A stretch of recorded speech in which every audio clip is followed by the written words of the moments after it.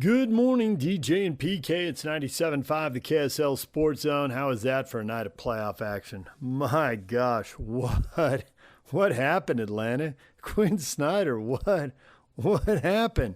They were down 72-22. a 50-point lead in the second quarter for the Knicks. And no, they didn't blow it. Insert your Knicks joke here. No, the Knicks win the game. They win the series in 6. They're moving on to the second round, and they're going to get either Boston or Philly, but they're going to get a little time off first because Philly won and forced Boston to a Game 7. Now, what's more stunning, that Philly won again or that the Knicks were up by 50? Knicks by 50. I have seen 8s and 7s upset 1s and 2s, and I'm surprised Philly's doing this. Embiid is back. He had another really good game, so it makes it a little less surprising. I think Boston should come out of the East, so that it's definitely a surprise. But I've seen playoff upsets. I've been wrong. I've seen series go 7 that I thought would be over in 4 or 5. I picked the wrong team before. I have never seen a 50-point game. Knicks win by 51, but it was 50 in the second quarter. Unreal. The other playoff game, Minnesota, missing 3 players who scored double figures, beats Denver 110-98. Denver under 100 points again. Rudy Gobert's defense still matters, at least in this point in the playoffs. I don't see how Minnesota or the winner of that Houston-LA series, they got Game 6 in Houston tonight, I don't see how they're going to beat Oklahoma City and San Antonio. I've thought all year it was going to be the Thunder and Spurs in the conference final. I've never been more sure than right now because the injuries just keep adding up. And it's not that the Thunder and Spurs have been perfectly healthy, because they haven't been, but they're healthier and they're better. So there's that. And Edmonton is out. Anaheim beats Edmonton 5-2. Anaheim now waiting for the winner of the Vegas-Utah series. And the key in this series is, it's really a lot of what the Mammoth are facing. The Oilers couldn't keep the puck out of the net. When they held Anaheim to 1 and 3 goals, they won both games. The other games where they give up 4 goals or more, 22 goals in 4 losses. So it's more than 5 goals a game. Yeah, that's not going to get it done. That's not going to come close to getting it done. Anaheim wins the game 5-2. Anaheim wins the series 4-2. You got to keep the puck out of the net. The Grizzlies have won the 2 games when they held Vegas under 4 goals. When Vegas gets 4 or more goals, they're 3-0. Stop giving up goals. Defense wins championships. Defense wins playoff games. It's pretty straightforward looking at both these series. Also, Minnesota knocked out Dallas. Won the game 5-2. There's the goals thing again. And Minnesota wins the series 4-2.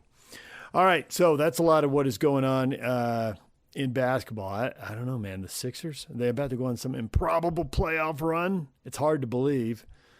I can't believe Embiid's healthy unless he walks out there every game and he's, actually healthy and ready to go. There's just been so many disappointments with him. So, all right, DJ and PK, we're going to take a break. When we come back, we're going to talk a little hockey and a little college football. They've really been the 2 stories of the week. Coming up next, Greg Wyshynski joins us. He's hilarious. We had him on yesterday's show. Senior writer for ESPN covering the NHL. He's from Jersey, so he and PK have some fun with that. He's absolutely got a sense of humor, and he's got a lot of hot takes on Vegas and Utah. That's next. Stay with us. Good morning, DJ and PK. It's 97.5, the KSL Sports Zone. Greg Wyshynski joined us in the 8 o'clock hour yesterday's show. So for your early risers who love the playoffs, love the Mammoth, wondering what's going to happen in Game 6, will there be a Game 7? Senior writer for ESPN, Greg Wyshynski, joined us. Now, obviously, he joined us yesterday, so some of the time references are off. He doesn't know Anaheim's going to knock out Edmonton, but they did. Anaheim won 5-2 the game, and they win the series 4-2. So it's now Anaheim waiting for the winner of Utah and Vegas. Here's Greg Wyshynski with PK and I on the Zone. Greg, good morning. Good morning. Good morning. I just drove back last night from Philadelphia, and I mentioned that because the Flyers are an inexperienced playoff team that had to learn how to close out their opponents. Nice. I don't know if that's relevant to the Mammoth. I see where you're going. But I think you do know, Greg. That's why you couldn't wait to blurt that out. Yeah, They've had the lead in the third period of every game, and yet they trail 3 games to 2. So I guess the first question is, in the East Coast, are people even staying up and watching this? I mean, games are ending at midnight here, so it's 2 a.m. there. How much is this? How much are people even aware on that side of the country of what's going on over here? Well, I can say as a guy who likes to have a beer after a game, I've definitely watched at least one of these games in the lobby of a Marriott. I don't know how many people are staying up to watch, but I think if they aren't, then they're missing one of the most entertaining series in the league right now. Not only because of the speed and the enthusiasm with which the Mammoth play, but also just seeing this cagey veteran Golden Knights team refusing to go down quietly against an opponent that's definitely an upstart. I think it's been one of the more compelling series. It's certainly been one of the more dramatic series based on what we've seen in the last two games with the overtimes.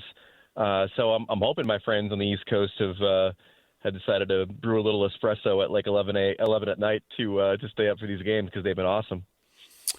Well, Greg, you're on the DJ and PK show, and I'm the PK version of it, and you don't know this, but you're about to know it. You're one of my brothers because you're a Monmouth County guy. I was born in Essex and raised in Morris, so it's good to have you on, brother. That is beautiful. Central. For those who don't know, there's a lot of controversies in New Jersey. One of them is, does Central New Jersey exist? The people in the north believe that it is all south below them. The people in the south believe it is all north above them. The people who grew up in Monmouth County, New Jersey, know that there's a beautiful band of the most beautiful, smartest people in New Jersey called Central New Jersey, and that's where we're from. Yeah, Central always gets it because you got Princeton in there and whatnot. It always is and Trenton. It is the smartest of the three distinct areas, the three divisions that we have in that state.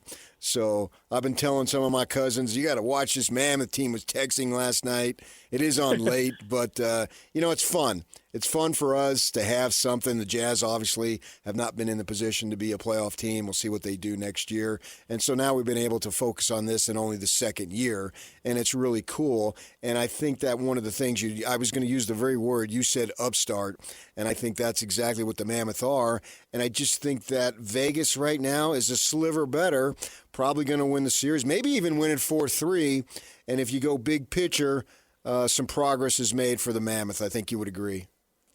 Yeah, well, I mean, we'll see about the result. I'll get to that in a second. But, I mean, you're absolutely right. I mean, this is the kind of season you have to have when you're a team on the rise as a contender. And, I mean, the excitement is to see what Dylan Guenther does in the playoffs, to see Logan Cooley making plays, to see, a lot of these players kind of elevate their games to the right time. And to know that it's just the beginning, to know that, Ryan and Ashley Smith are I've already shown a propensity for wanting to spend and make this team even better. And I think Bill Armstrong has shown slowly but surely a propensity for dealing away maybe some of those assets that he's built over the last several seasons to improve the roster. But then again, on the same note, and I've talked to Bill about this myself, there's an entire pipeline of players we haven't even seen yet come up with the Mammoth, and that could easily be the next wave that really pushes this team to cup contention. But I don't know, it's 2 overtime games. It's a hard education about how to close out an opponent. I don't think they're done. I will say that they need more from Vejmelka, if I'm being honest with you. I think if you look at the underlying numbers in the last 2 games, he's been in the negative insofar as goals saved above expected. The bad news for the Mammoth is that Carter Hart had his best game of the series, I thought, last night. So if the goaltending is all of a sudden trending in the Golden Knights' direction, where I think that was clearly their Achilles heel, that might be bad news for Utah. Okay, he had 2 face saves. So there's an expression in soccer, he knew nothing about it. You make the right play, but you're lucky you made the right play. He knew nothing about it. I think when you're making face saves, you knew nothing about it. Did he catch some breaks there, or he really is getting dialed in, and that's the way it goes when you're red hot, so that's part of the deal. You got to put your face in the right spot to get hit. I mean, that's the key, right? So, okay, sure. I mean, listen, I've done that in fights many times. Yeah, there's an incredible amount of luck to be a good goaltender in this league and to have a winning performance in this league. But there is something to be said. I mean, like on the I believe it was the game tying goal last night. There was a whole debate on television about whether Vejmelka slid too far in trying to stop the one timer from Eichel and this whole thing. And so, it is, as they say, a game of inches, and sometimes a little mistake here or there from a goalie can add up to being a big problem for your team. Again, it's not to say that Carroll's played poorly. I mean, obviously, Vejmelka's, I think, one of the big reasons why they're in the position that they're in right now in this series. But I thought the last two games could have been a little bit better, and obviously the results sort of dictate that. Statistics stink on the power play for the Mammoth, and obviously that came back to bite them in a Game 5 big time. What can they do, what do you think, to be able to be better in that situation, those situations? Yeah, I mean, power plays are a tricky thing in the postseason. You get into a bit of a rut, and then things kind of snowball a little bit. I mean, they are going up against a Vegas Golden Knights team that was tied for 6th in the NHL in penalty kill during the regular season. So it's not as if they're playing a team that doesn't know how to kill a penalty, and they certainly have some veteran guys that have done this before in the playoffs. But I think overall you don't want to be overly reliant on your power play anyway in the playoffs. I think the playoffs are won at 5-on-5. But clearly, at this point, we could say that you'd like to have them get a little bit more out of it. Still clicking, pretty well in the penalty kill, but to have a power play that's only clicking at 7% in the playoffs is pretty embarrassing at this point. They've been giving up late goals, big goals, momentum-changing goals right before they go into the locker room, before the intermission. And when they try to find a common thread, it seems like they're giving away the puck in some really bad places on the ice. Vejmelka on the third goal, on the boards behind the goal, he seemed really indecisive. Where was he going with that? Sergachev had a pass back he wants earlier in the series. When you look at the issues they're having defensively, because the games they've won, they give up 2 goals. When they give up 4 goals or more, they're 0-3 in this series. And if they're going to give up fewer goals, it seems it comes down to the decisions they make when they have the puck are leading directly to goals.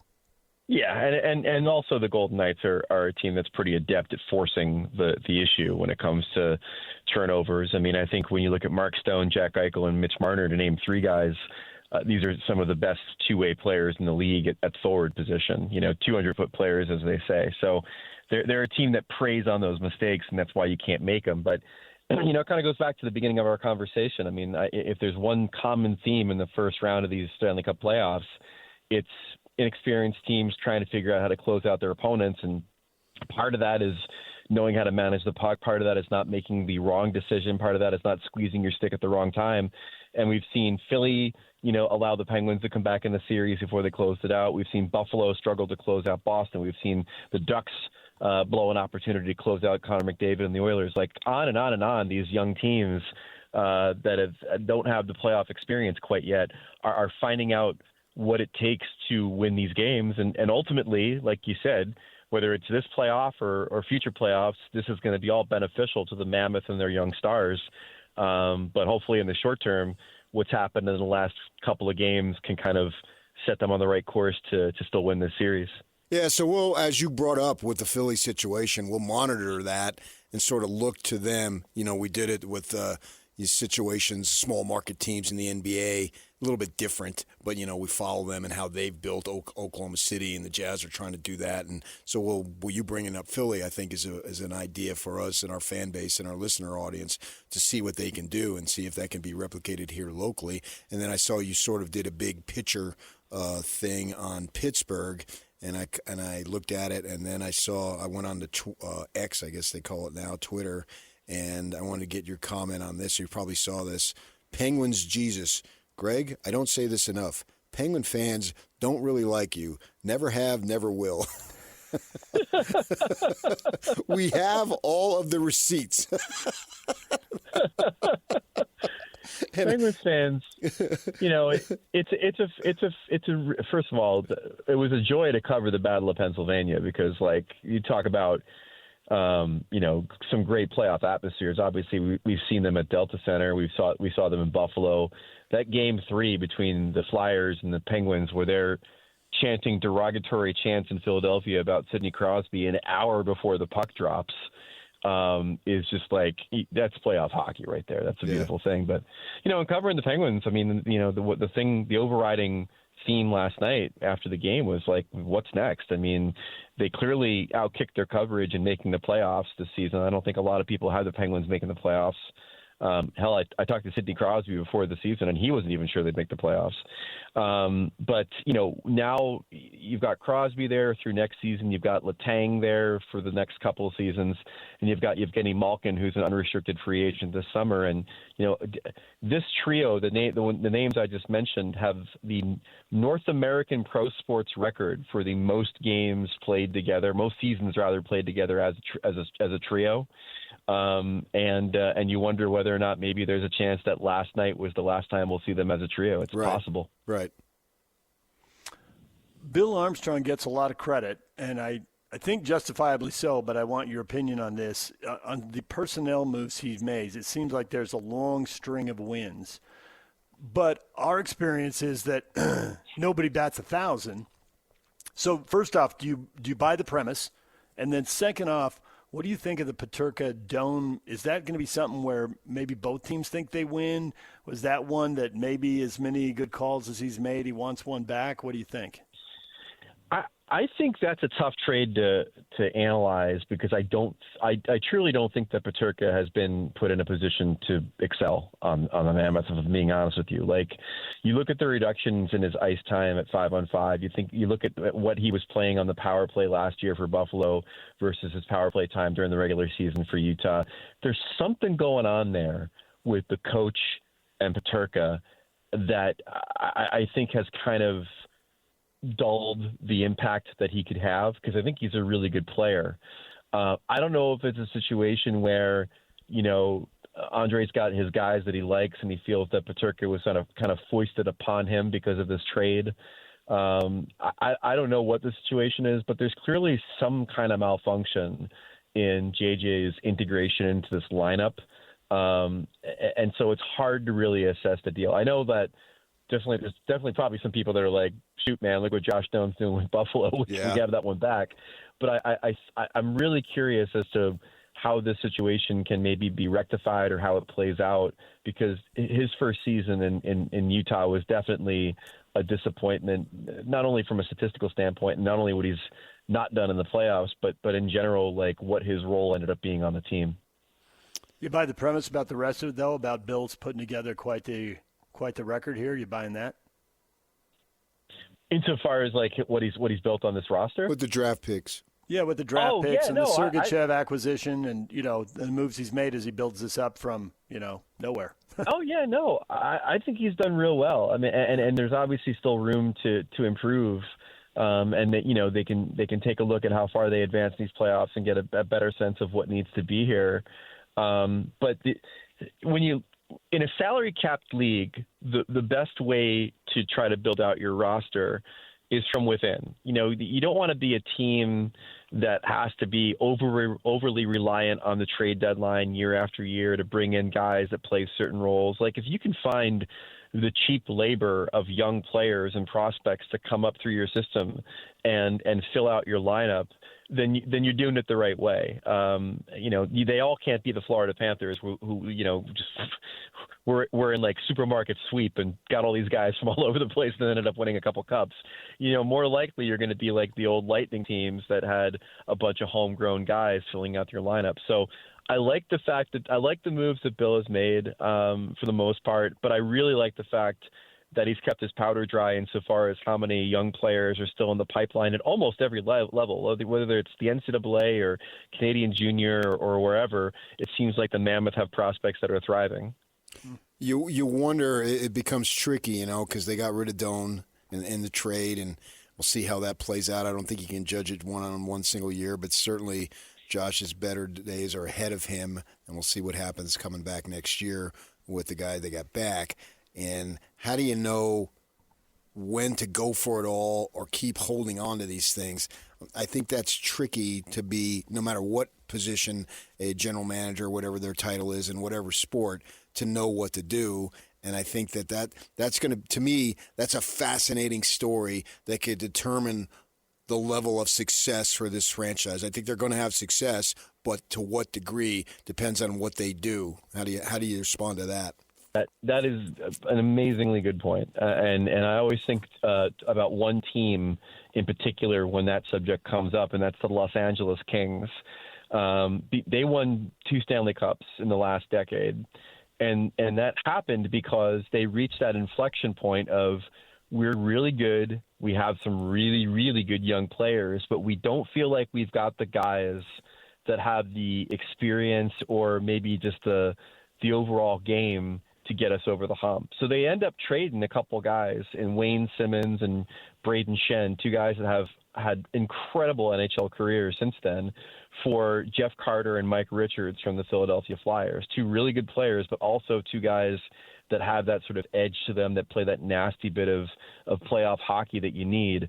And so there was a boldness in that move, but ultimately the boldness resulted in them being able to win a couple of Stanley Cups. So you're absolutely right. Like, there will come a point where Bill will have to look at this roster, and ownership will have to look at this roster and say, what is the piece that we're missing? What is the thing that gets us over the hump? Is it a guy that's won before? Is it a guy that just plays with a little bit of nastiness that we don't have?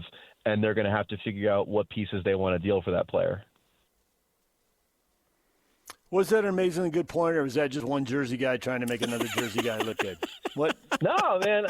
Because again, like it comes to the problem with a lot of GMs in this league, and I don't know if it's hockey specific or not, but they fall in love with their guys too much. Yeah. And there's that's an old story in sports. That's an old story in sports. For sure. And like there's a term that we use in writing all the time when you've, and by you've I mean Neve, written like 5,000 words and you love them all, but you have to eventually kill your darlings, they say. And like, you got to get rid of some of those words because no one wants to read a 5,000 word story. So in hockey, it's the same way. It's like, you've got all these prospects, you've got all these picks. At some point, you're going to have to let some of them go to really improve your team. And then, why these guys get paid the big bucks is, did they trade the right prospects and did they acquire the right player to get a team like Utah over the hump? Well, I spent 23 years in newspapers, so I understand what you're saying. And the good thing now is we don't have to worry about the jump as much because it's all online. And so that could lead to maybe the eyeballs carrying a little longer in the story. So we'll see what happens there. But before, but now you got to worry about somebody who you really want to stare at your phone for 5,000. Oh yeah, there you go. Yeah, that's it. A phone versus a computer. That's another story. Yeah, I would advise 3 1,700-word stories, and you link them, and then you get to tell your editor, yeah, I got one. I got another one for you tomorrow. I got one. It'll be posted tonight. And you just keep cranking them out. I regret to inform you that my job is now taking the 5,000-word story and making a 90-second video about it. So that's a true story right there. I'll hit you up with one more Jersey question. You got 4 or 5 days off, right? And it's in July. You going to Ocean City, Maryland, or Ocean City, New Jersey? Well, the first answer is I'm going to Mammoth Park Racetrack, where I was raised as a kid, basically, and where I had my first cigar. And I've been there a time or two.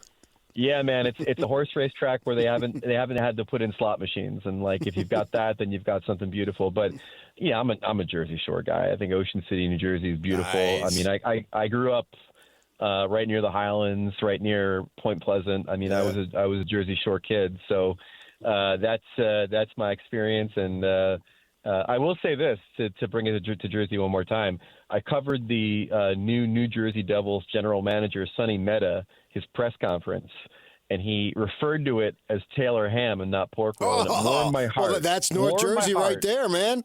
I know, that is New Jersey. That is the Great War in New Jersey. Is this really strange meat product.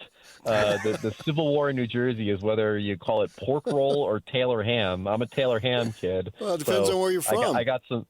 Yeah, it's all about where you're from, exactly. So I was heartened that me and the New Jersey Devils general manager on the same page. It's funny you say that. My wife asked me last night, "Do you want an English muffin for breakfast when I get home today?" And I said, "Only if I have tailored ham on it." No. Yeah. It's really, it's a bizarre little meat product, but it's very Jersey. He said something in his press conference that also really stuck with me, which is that, like, when you're from New Jersey, and you'll understand this, you don't refer to yourself as black or white or rich or poor or young or old. You're just from Jersey. Like, that's your identification in life, and I think you probably understand what I'm saying there. I've never let it go, even though I'm living here in Utah, of all places. Well, he's going to remember this interview for all the Jersey talk. I'm going to remember this interview because I'd never heard anyone say we've written, or I should say me've written. I thought I was talking to listening to Carl Malone there for a second. The contraction of me have. That is a brilliant move by you, Greg, and I will not forget it. Yeah, the 5,000th word in that story was me've. So that's what got me over the hump. English teachers everywhere are just getting a shiver down their spine now, and they don't know why. But it's because that was just thrown out into the universe. Greg, we appreciate the time. Thanks for coming on and talking hockey with us. And thanks for staying up till 2 a.m. to track the Mammoth. Absolutely. Anytime. Thanks for having me, boys. All right, there is Greg Wyshynski. We're going to take a break. When we come back, Chris Level joins us. He covers Texas Tech, sideline reporter and locked on Texas Tech. His take on the chaos at the quarterback position. 3 guys, got to figure at least 2 of them are going to play this year. It's a pretty crazy scenario. He's coming up next. Stay with us. DJ and PK, we are joined now by Chris Level. And Chris has had a very busy 48 hours. He's a Texas Tech analyst, sideline reporter, and host of Locked On Texas Tech. Chris, is your head spinning after the last few days? Well, I think what is it when you ask a question you already know the answer to? But yeah, definitely a lot going on here in West Texas for sure. But really in the NCAA, I mean, this is it's a big story, and I guess it doesn't just involve Texas Tech or Brendan Sorsby. I mean, don't know about the whole Indiana and Cincinnati angles, and this is just a lot going on here for sure.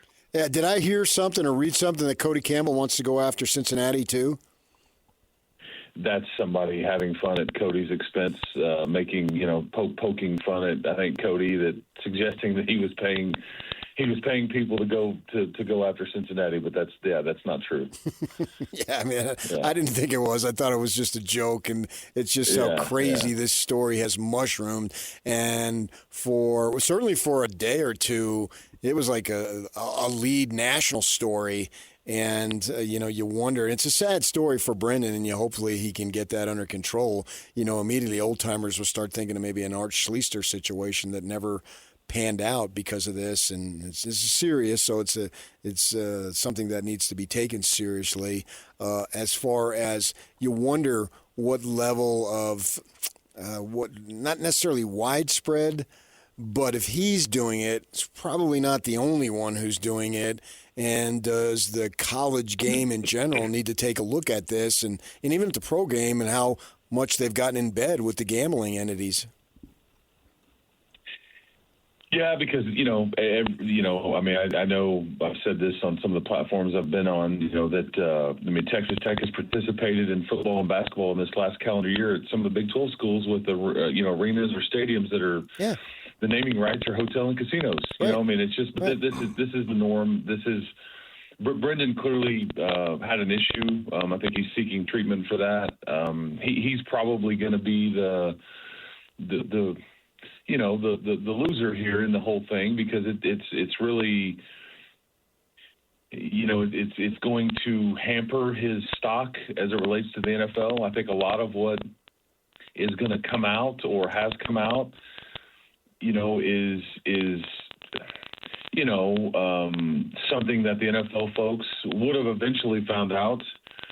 But there's a bigger picture for him at stake. I mean, Texas Tech will be fine. I mean, they may not have as good of a team or offense this year, depending on what the status is going to be here. Because at the very minimum, he's going to miss time, and he may be done. We all understand that, but he's the one that and then with whatever Texas Tech was going to pay him, they may not have to pay any of that. We just don't know. But then it's the bigger picture of, he was a potential first-round draft pick, and now maybe not, just because of some of this off the field activity and like what's going on there and why were you doing this? What else is there that we need to look into from a mental health standpoint? I mean, all the things, right? Because these are major investments for NFL franchises, and this was a major investment for Texas Tech. So, but yeah, hopefully we get more answers in the coming days. But the timing of this is very bizarre. We're talking about stuff that supposedly happened at Indiana 3 or 4 years ago.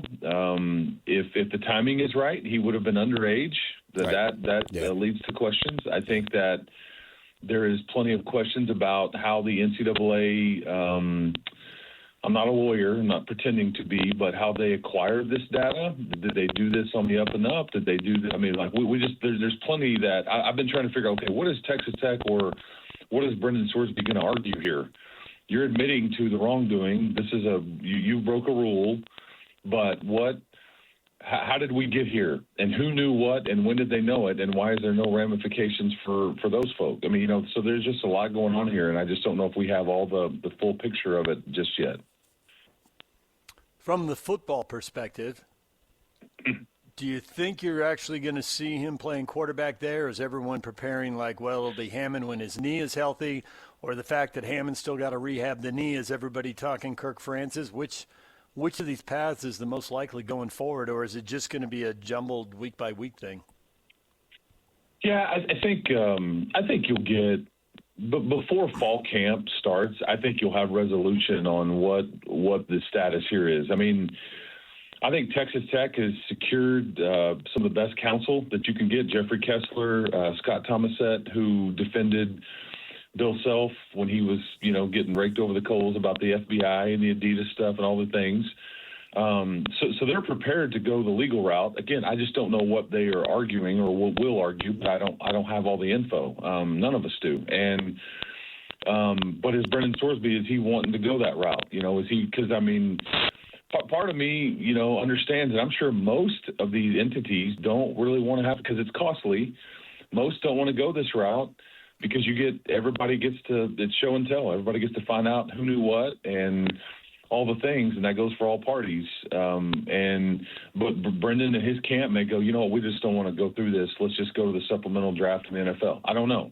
So the reality is, on the question that you asked, is that you have to be prepared that he won't play it down for you.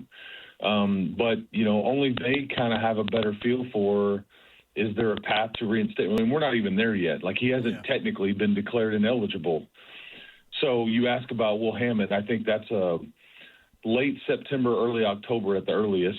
And so it comes back to Kirk Francis and a young man by the name of Chubb Jones, Lloyd Jones. They call him Chubb, but that was his nickname. That they both went through spring, and those were that was the backup and the third string guy and all that stuff going through spring. And they are built to play really good defense again, and they're built to run the ball. I mean, they've got the best running back tandem coming back from the Big 12, and they've got who would have been the starter last year in Quentin Joyner, who was one of the crown jewels of their portal class a year ago.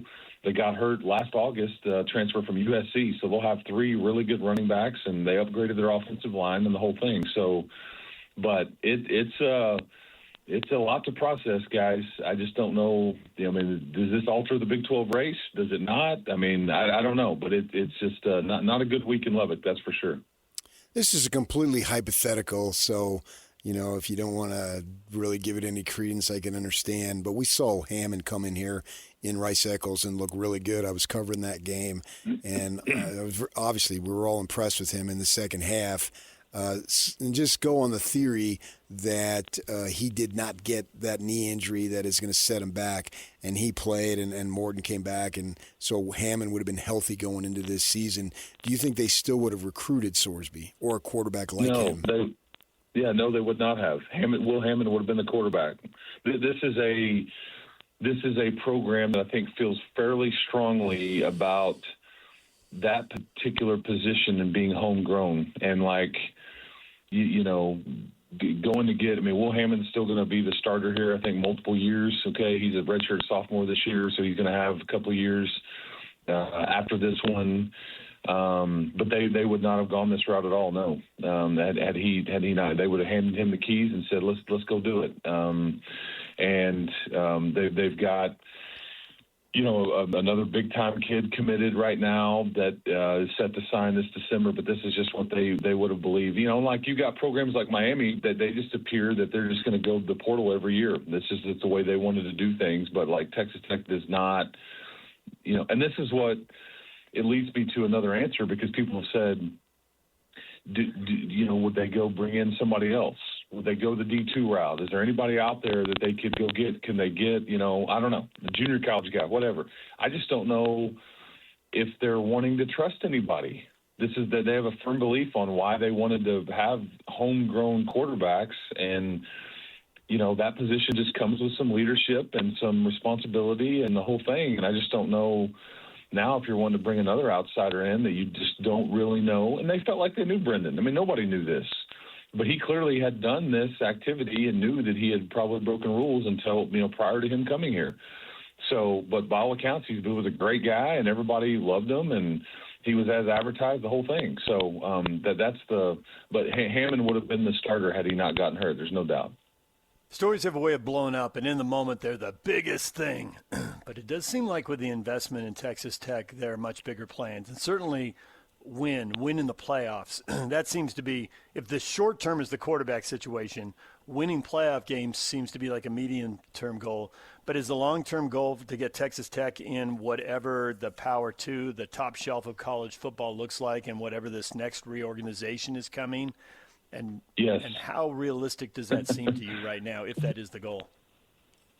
Yeah, that was part of the big picture plan here when the rules changed.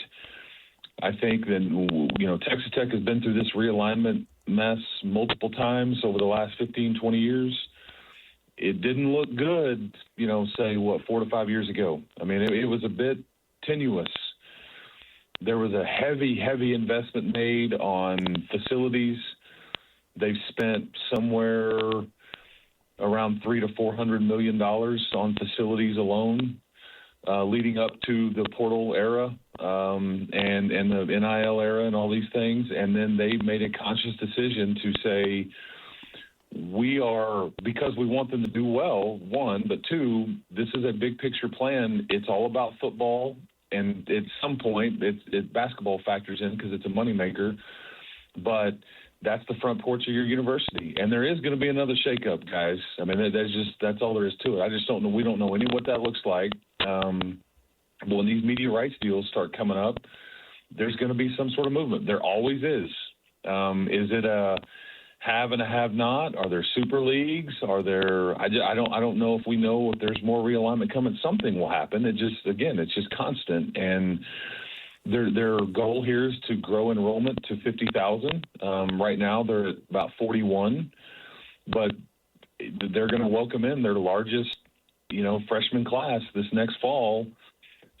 I think a lot of that has to do with the football season you had, and there's a direct correlation there. That's just the way it goes. It's the Doug Flutie effect from way back in the day when, Boston College upset Miami, and then all of a sudden enrollment at Boston College goes up, and that's the way it is for these schools. That you start to see the brand, and it looks like a fun place to be, and all the things, and then you get more people attracted to it. So that's absolutely. I think you nailed it. I'm wondering what the plan is for the rest of the sports. Basketball, they were pretty good, but obviously they had a big-time injury that got in the way of them achieving what they wanted to do with Top. And then you look at their softball, they're 48-4. And they got to the the NCAA final last year, and I understand, that pitcher, Canada, is back, and they added another pitcher who's dominant. But you look at their baseball, and they're 22-22, right? So they're kind of middling. What is the perspective from the likes of Cody Campbell regarding the other sports, not just football?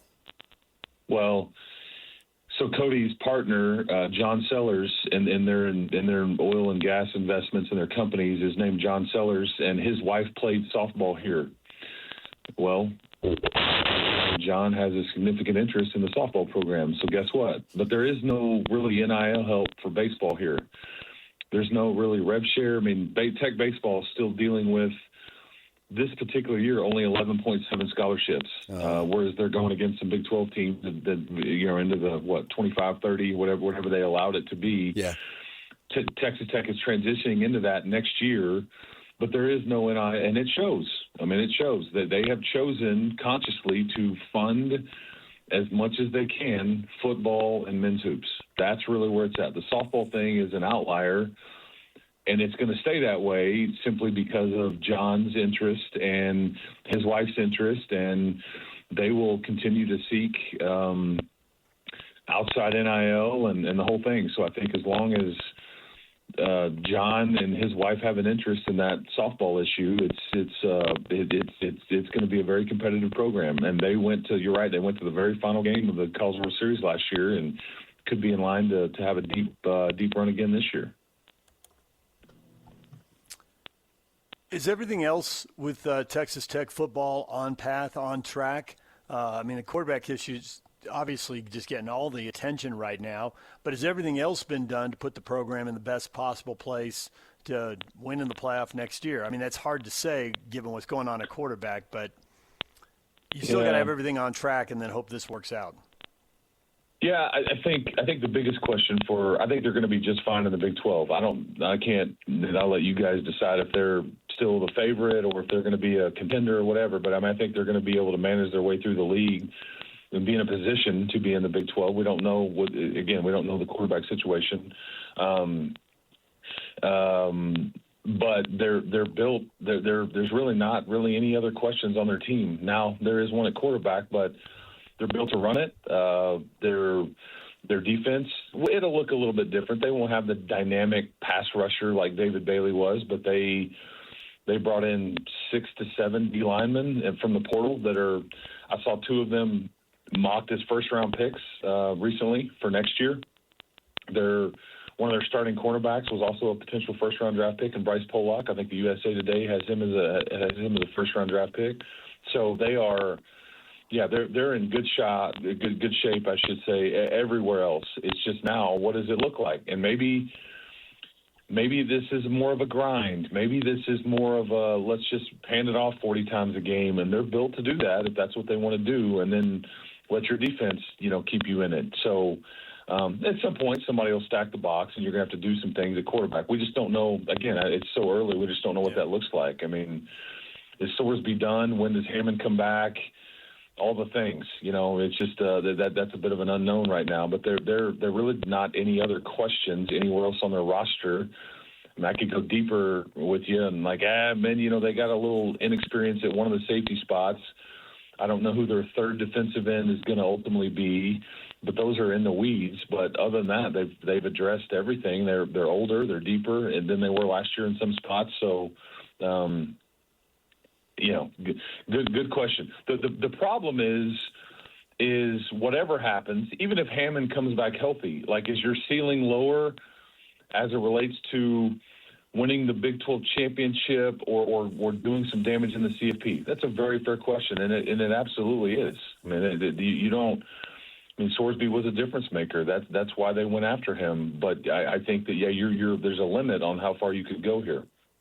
I'm fascinated by Cody Campbell. We had him on our show, and I love the fact that he talks of trying to overhaul and save college sports, particularly women's sports and the non-revenue sports, and he thinks it's real in a precarious situation. And then at the same time, when they lose to Oregon, well, we're going to double down, and 4 days later they get Sorsby, and the day after they get Sorsby, they put the marquee up in Times Square in New York that he's playing for Texas Tech.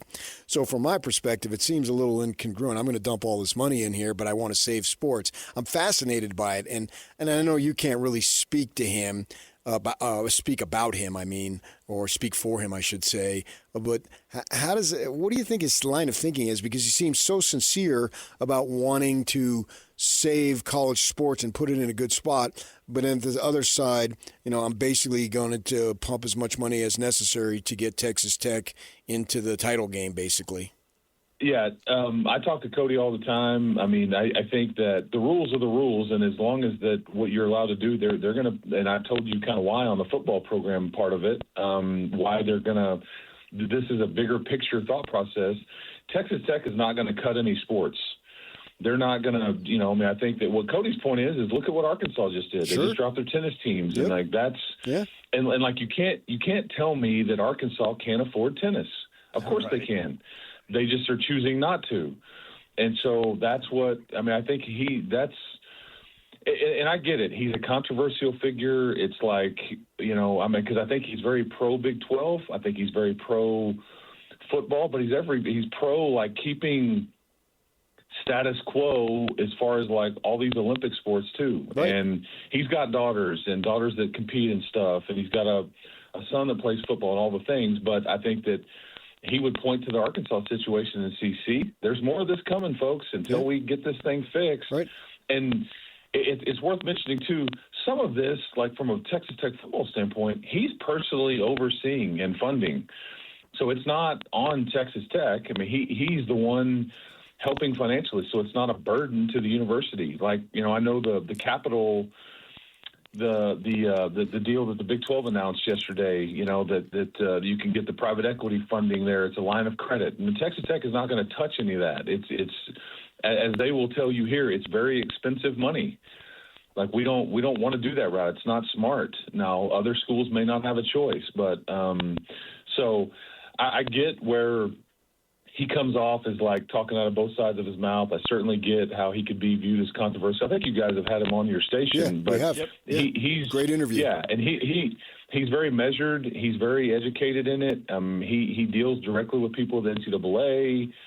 All the things. But that's from a Texas Tech standpoint. If this is the rules that everybody's going to play by, then this is what we're going to do here. But you're also not going to see this university, I don't think, cut any sports at all. Like, he will not allow that to happen because he's also the chairman of the Board of Regents here.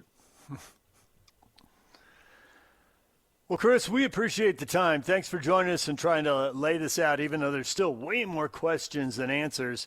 And I think we all need to remember Trinidad Chambliss wasn't even Ole Miss's starting quarterback for the first two games last year, and he ended up looking awesome and taking them deep in the playoffs and won a couple games. So as much as we think we know, we never really know. That's why we love it.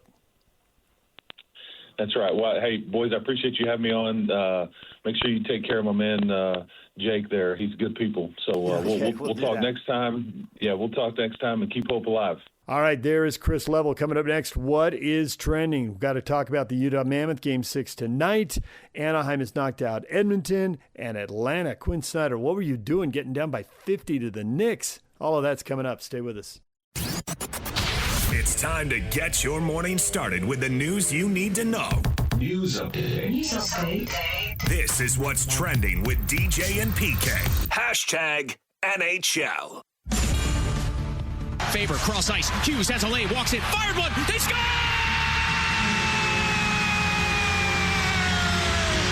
Quinn Hughes from the left circle. Banked in! It's intercepted by Terry. Rattles it off the glass to the point. Poked ahead to center ice. Leo Carlson looks at the empty net. He scores! You just try to do what, makes you successful throughout the game, throughout the series. You learn their team's, instincts and things that they like to do, and you try to break that down and just get better each game at that. And I think just, playing our game. There's Clayton Keller on Game 6. What have the Mammoth learned? What are they going to do tonight? It's an elimination game. The Vegas Golden Knights trying to end it, close it out. Utah trying to send it back for Game 7 Sunday in Sin City. PK, you got the question up, and we will get to this in our next segment, but really the only thing people care about now, can they force a Game 7? One way or another, whatever it takes. Outscore them, get locked in some defensive struggle, just walk away with one more goal and force a Game 7. Can they do it? Yeah, Clayton Keller was too reasonable, too logical right there. I know a guy drives me nuts when he does that. I would have said, we are going to shock the world. Nobody believes in us. No one except the guys in this locker room, and we're going to show them. All right, so we have a lot of logic, and we have a lot of reason, and we have a lot of emotion in all these comments. We'll get to most of them, but because it is the story of the day, let's hit a couple now. Massimo Del French they've got a big chance to win. The Wild upset Dallas. The Ducks upset Edmonton. If Boston upsets Buffalo, there's going to be the year of the upset, so we will upset Vegas. Villanova beat Georgetown. You can go on and on.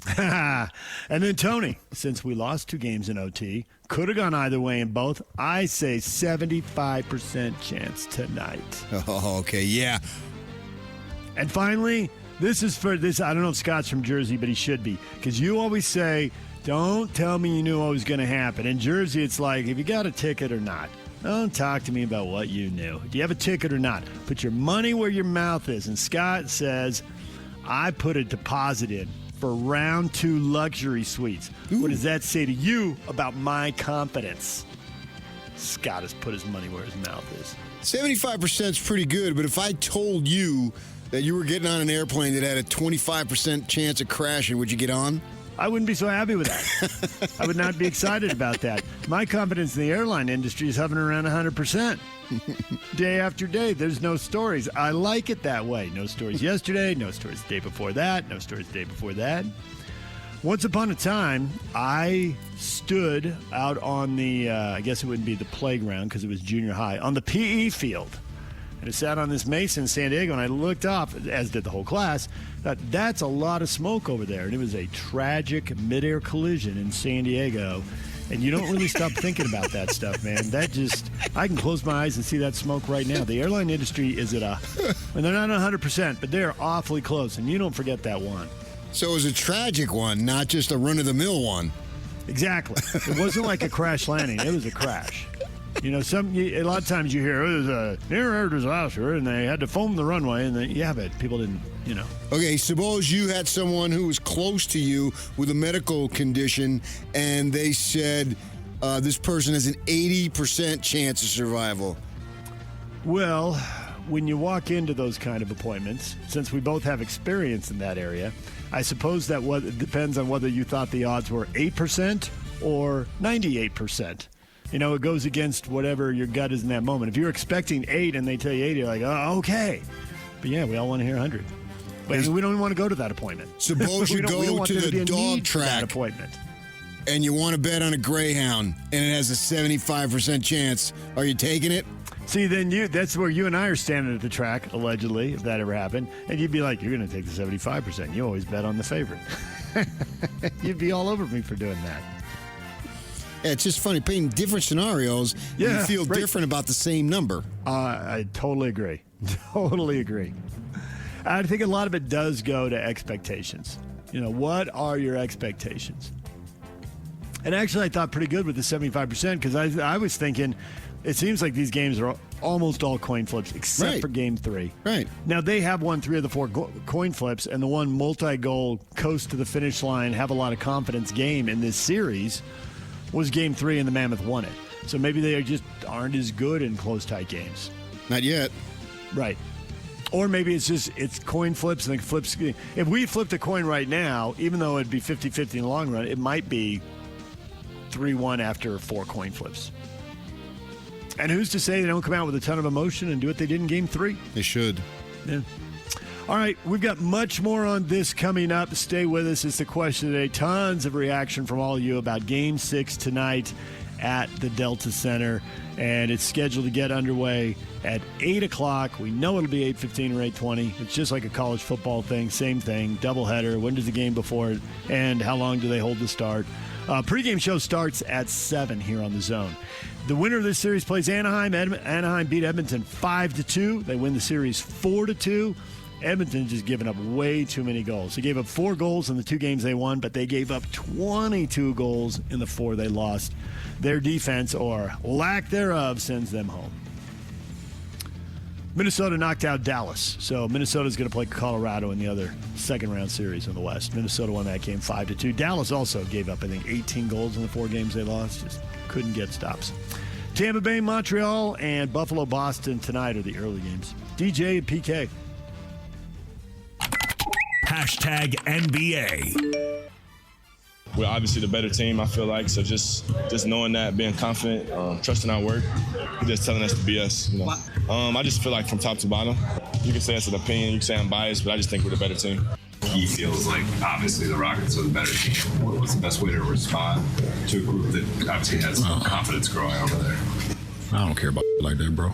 The game is won between the four lines. I don't give a damn who cares. Of course you say it. Why would you say, no, we're not the better team? Like, ask one of them young guys that question. I'm too old for that. There's LeBron on Jabari Smith Jr.'s comments. Houston down 3-0 has now made it 3-2 in that series. They've got Game 6 tonight. LeBron, just too old for that nonsense. Of course he's going to say. He didn't say nonsense. Go out there and say, I bet we get our butts kicked tonight. Well, I would ask LeBron, what do you think of taxing Social Security? There you go. Now you're getting an answer. So, full disclosure, PK, I did not feel the need to be right there for the opening tip-off of an Eastern Conference playoff series. But, of course, I wondered what was going on. I turned it on, and I was too late to the party. Because when I turned that game on in the second quarter, I had stuff going on. I'm like, let's see what's going on. Knicks by 40. What? And while I'm watching, it went to 50. I've never seen anything like that.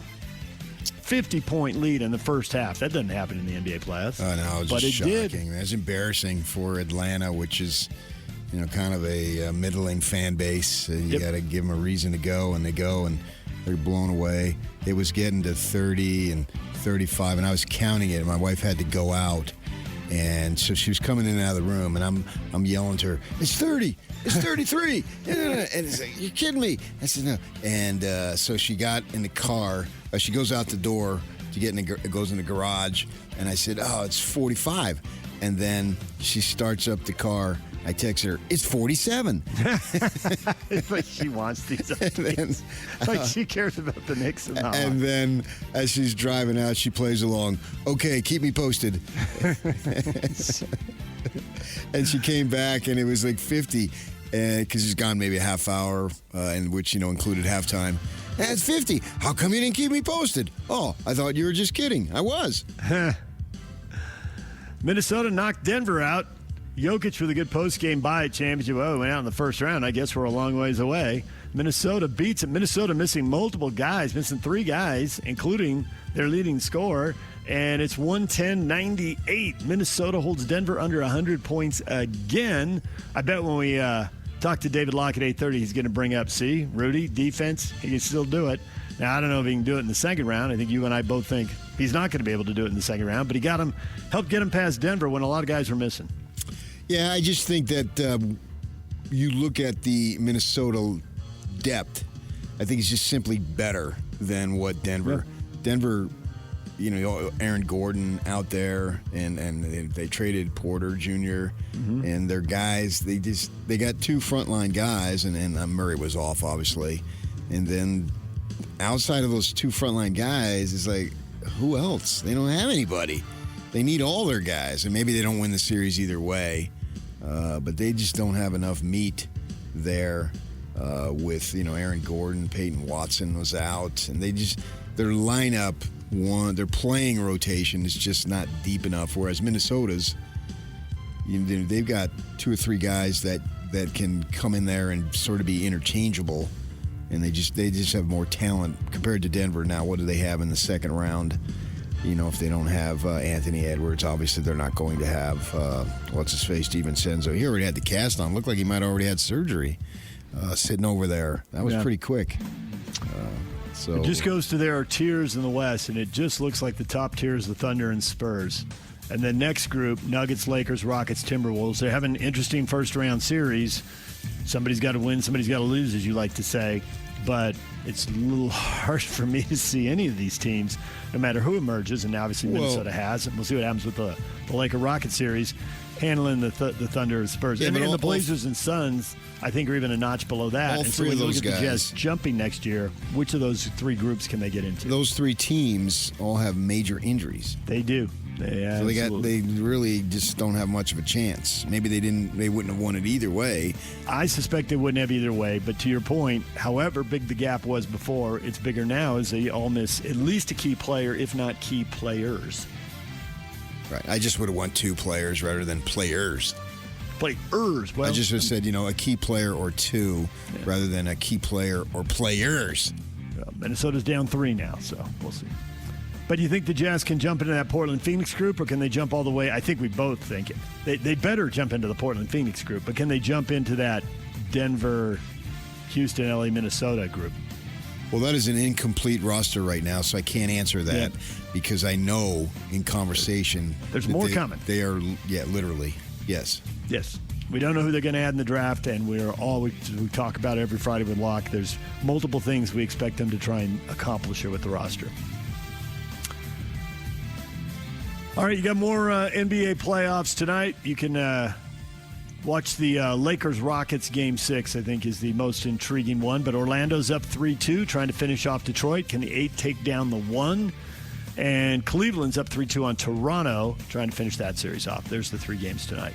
Also, the NBA has asked the Commodity Futures Trading Commission to impose tighter restrictions on players, game officials, and team staff to ensure prediction markets don't undermine sports integrity and fan confidence.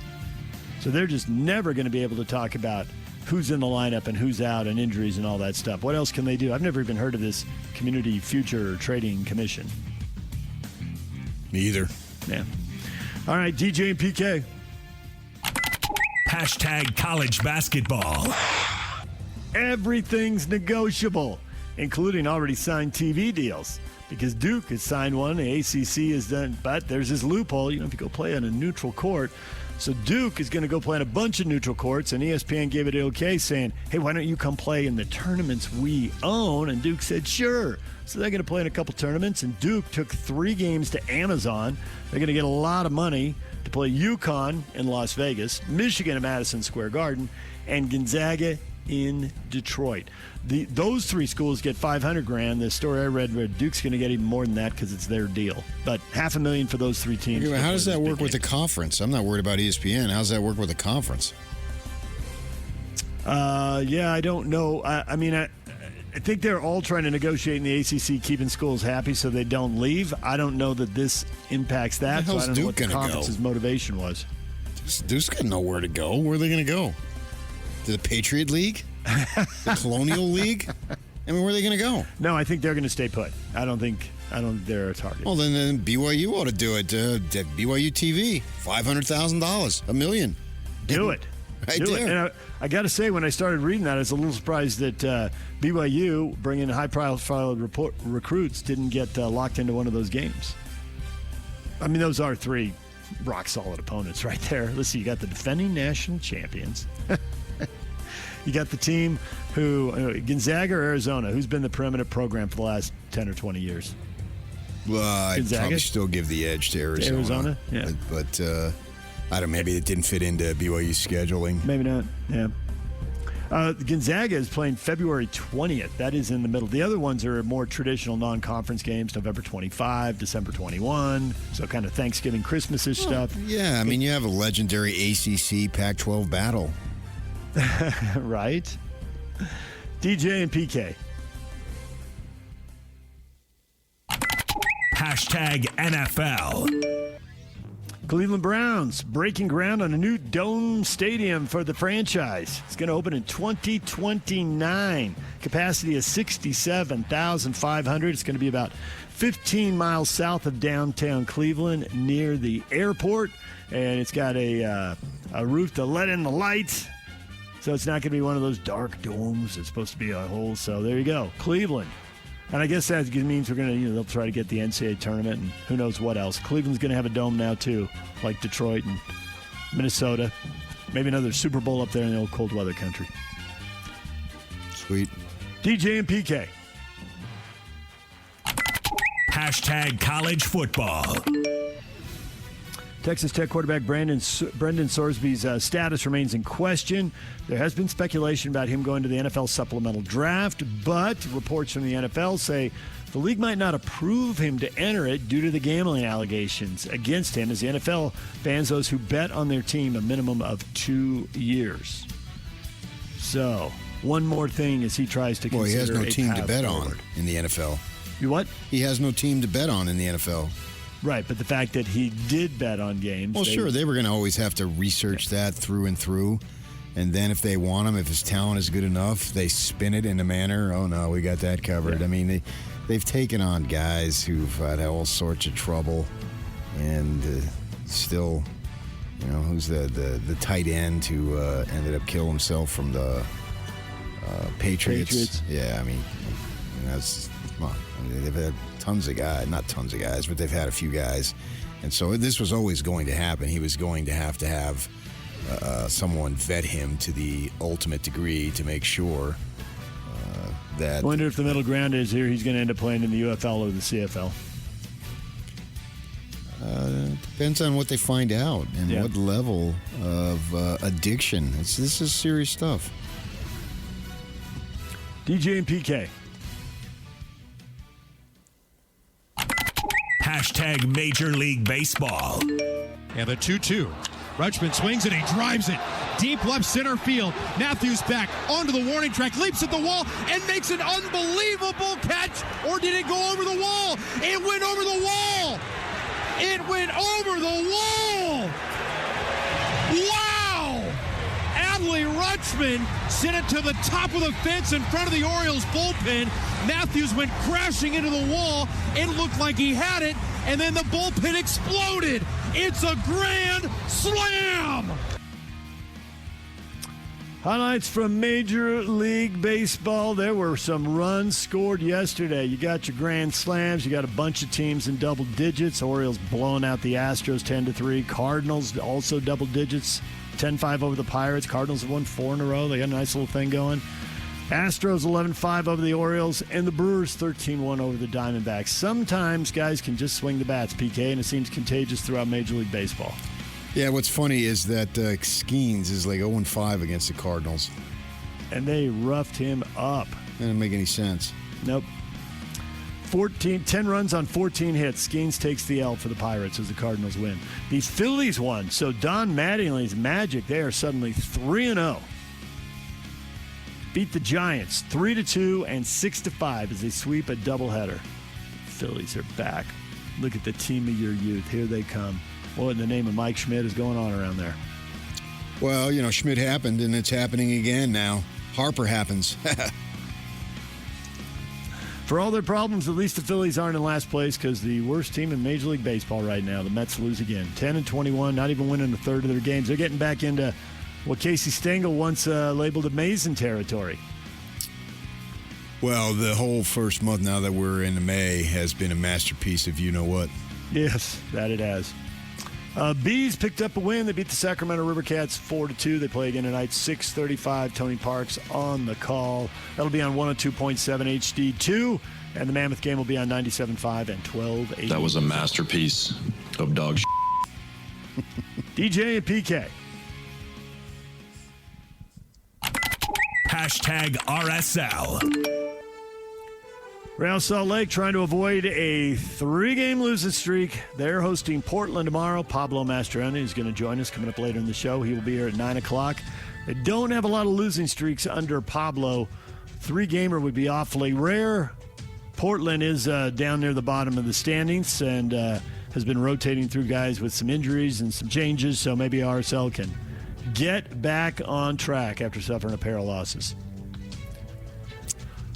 Yeah. I mean, afternoon game. How come it's an afternoon game?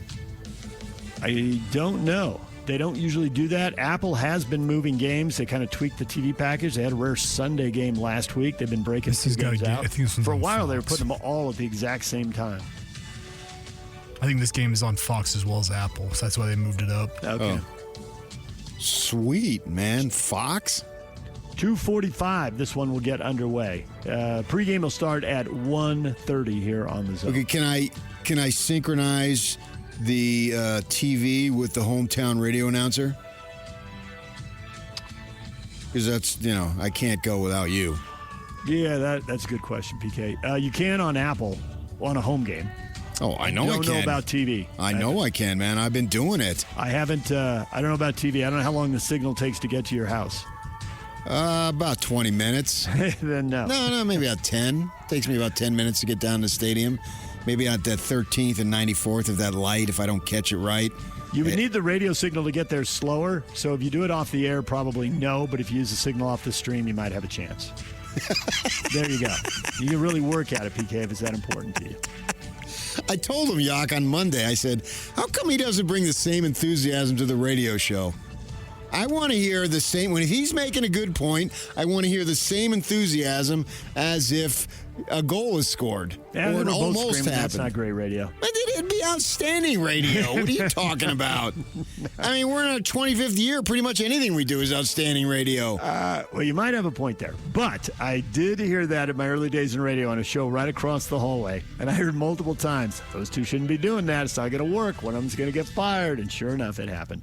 Well, as long as it's not me getting fired, I don't care.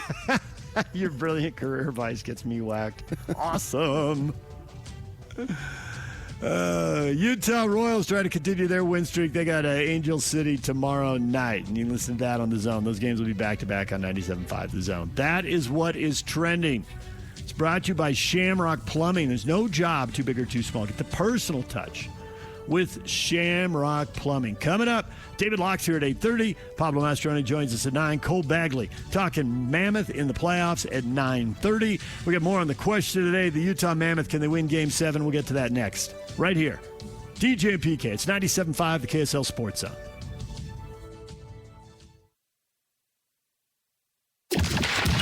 The playoffs are back in Utah. In only their second year in Salt Lake City, the Utah Mammoth are in the NHL playoffs, and your home of every second of every moment of Utah Mammoth hockey is right here. On 97.5, the KSL Sports Zone, as the Mammoth make their run to a Stanley Cup. Keep it right here on The Zone for the best coverage of Mammoth hockey. This is 97.5, the KSL Sports Zone. The KSL Sports Zone and Beehive Meals are honoring people that impact youth sports in our communities. Nominate the youth sports volunteer you know for the Beehive Meals Hero of the Week. KSLSports.com/contest, and listen every Thursday afternoon to Jake and Ben for the winner. It's the Beehive Meals Hero of the Week. Question of the morning. Can the Mammoth do it? Can they win Game 6 tonight and force a Game 7 Sunday? Or lose tonight and it's all over? Can they get one more win and force one more game? What confidence level do you have? What do you think their chances are? And Ricky says 92% if Cooley can slap shot the puck around the Knights. See, where's number 92? So there you go. It's all numerology, PK. Does he? I couldn't name you any numbers. How do you recognize guys? Can you tell body types? Well, yeah, body types, yeah. Keller's an easy one for me to pick out. He's just smaller. Yeah, obviously. He also has a distinctive way of carrying himself. He always seems like he's about to do something. It's like he's this edgy guy waiting to explode. I was thinking about this with the Jazz, too. I literally don't know any number on any player. I could not tell you what Markkanen's number is for the life of me. I would just be guessing. I never know. In hockey, I do a few of them. I don't know all of them. I mean, you got to memorize. It's a bigger roster, you know. I can't recall any of them. And it bugs me to watch the Yankees and the USC Trojans put their freaking names on the back so I know who they are. I agree. It's not that hard. And also, put numbers that really pop if you're going to do it. The numbers that kind of blend in with the jersey, useless. What are you doing? Have some contrast. Sergachev's 98. A few of them jump out. That's the ultimate goal of my life. Have some contrast.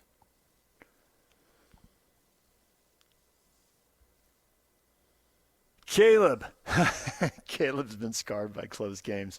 What is Caleb's level of confidence tonight? He says, 2-goal lead in the third, 90% chance. A 1-goal lead, 0% chance.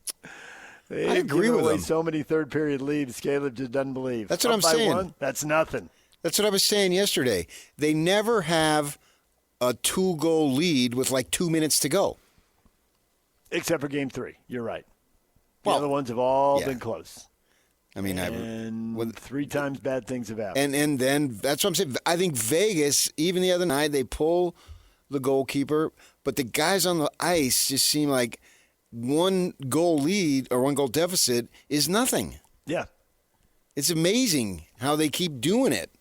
I would like to see, obviously, the Mammoth have a 2-goal lead, and the time is dwindling away, so it becomes almost, if not literally, impossible because there's not enough time left. Right. But we haven't gotten those situations in those games that they've lost, and it's hair pulling for the Mammoth fans. I understand this completely because you cannot have any level of comfort. Yep. Game 2 was the only night that they got the lead. They scored with like 6 minutes left, and then they played really good, really smart hockey for those last 6 minutes. Vinoka did make, I think, a big save down the stretch in that one. But largely they played it pretty well, and they got out of there. That was 6 good minutes. But the rest of the time, watching them with the lead is, hair-raising. The blood pressure goes up, all those things. The nervous sweats, flop sweat. Yes, and it's actually become a feeling that came to fruition because Vegas gets the score. Yeah, right. Jesse, they blew their chance the last 2 games. Now they can start renovations again. Jesse's over it. He doesn't think it's happening. He's giving up hope. Throwing in the towel. Well, we're not talking about the series. We're talking about tonight. Yep. So let's see what they can do tonight. I did have someone tell me the other day, wait, renovations? That's what they did last summer. I'm like, yeah, it's 3 summers. So that was the lower bowl. Now they're doing half of the upper bowl. And then the other half of the upper bowl in year 3. Well, I drive on the west side of that arena every morning. The garage and back, you see that. That's been ongoing forever. Yep. Yeah, they used to have surface parking down in a pit down there by the security entrance, and now they're just building that garage straight up in the air over it. Claiming the airspace. Ken, I'm just waiting for football. He's also given up. It's over. On to college football for Ken. Nothing to see here. I want tonight. I'm talking about tonight. If you want to talk about the series, I can buy that logic. But I'm talking about winning a game tonight because certainly I think if they get an opportunity to play Game 7, even if lost, it's valuable experience. Yep. This is a situation, obviously, in town, but together as a team, you can argue, it's just a starting point here.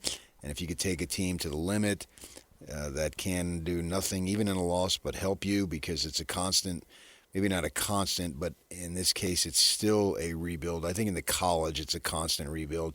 You could argue at the pro level, you are in a situation to win right now, and it's like Oklahoma City is not in a rebuild. It's not in a constant build. No, you're constantly trying to improve your team, but in college you're going to lose at least a quarter, and now with these new rules, It seems like really you're going to lose at least a third of your team and maybe half. So you're always building. Right. Oklahoma City doesn't need a Game 7 experience.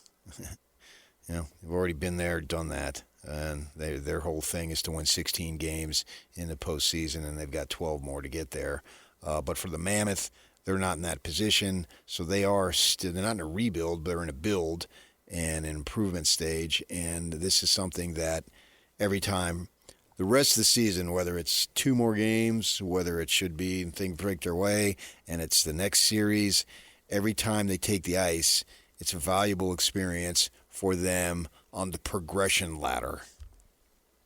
Everything's a first. It's been that way for 5 games, and you're right.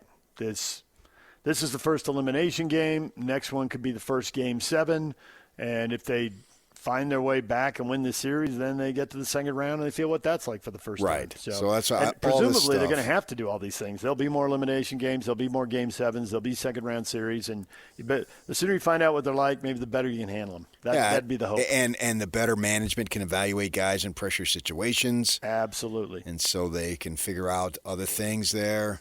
The job literally is never done. And so with this in mind, see that what they have – I don't see anything that you look at and say, oh, man, that was a waste from here on out. Yeah, and the thing about the job is never done, it would be easy to say, well, it's done when you pick up that trophy and the confetti's raining down.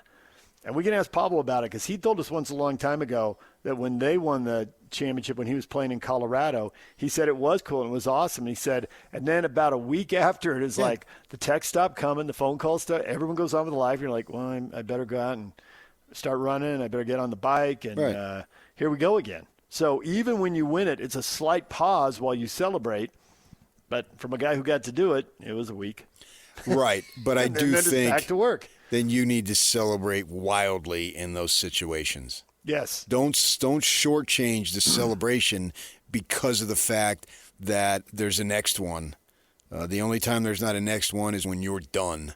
Whether you as a player retire, whether you as an executive retire, I understand that. But you must take the opportunity, if it comes your way, to celebrate and enjoy whatever it is that you just accomplished. And if it's winning a title, that's the ultimate in whatever sport you're after. And so you should celebrate that in context. That's something that I think sometimes gets lost. Jerry West talked about that and the constant torture. And you got to be able to enjoy it, or it becomes something that is almost to the level of a torture, at least mentally. So enjoy it. And if Vegas wins tonight, I think they should celebrate. Yep. There's various forms of celebration along the way. I mean, baseball catches a lot of grief. They clinched a wild card, and they put the tarps on the locker rooms and the goggles, and they start spraying champagne. Wait a second. You won 84 games. You're in a locker. You only got the wild card. But why not? Why not celebrate it? Build some team chemistry and some camaraderie and all that type of stuff because you've checked off a goal. And so I mean, I guess to the point maybe for the Dodgers, if they were to get the wild card this year, if the Padres got the division and the Dodgers got the wild card, I'm not sure I would celebrate wildly if I'm the Dodgers. I understand that. 2-time defending World Series champs. Yeah, we got the wild card, baby. Right. Yeah, unless it was like you needed that game and it was game 161 or something. Yeah. We don't see that happening, but if it were that, I've got no problem with the celebrations. Absolutely. Enjoy it, man.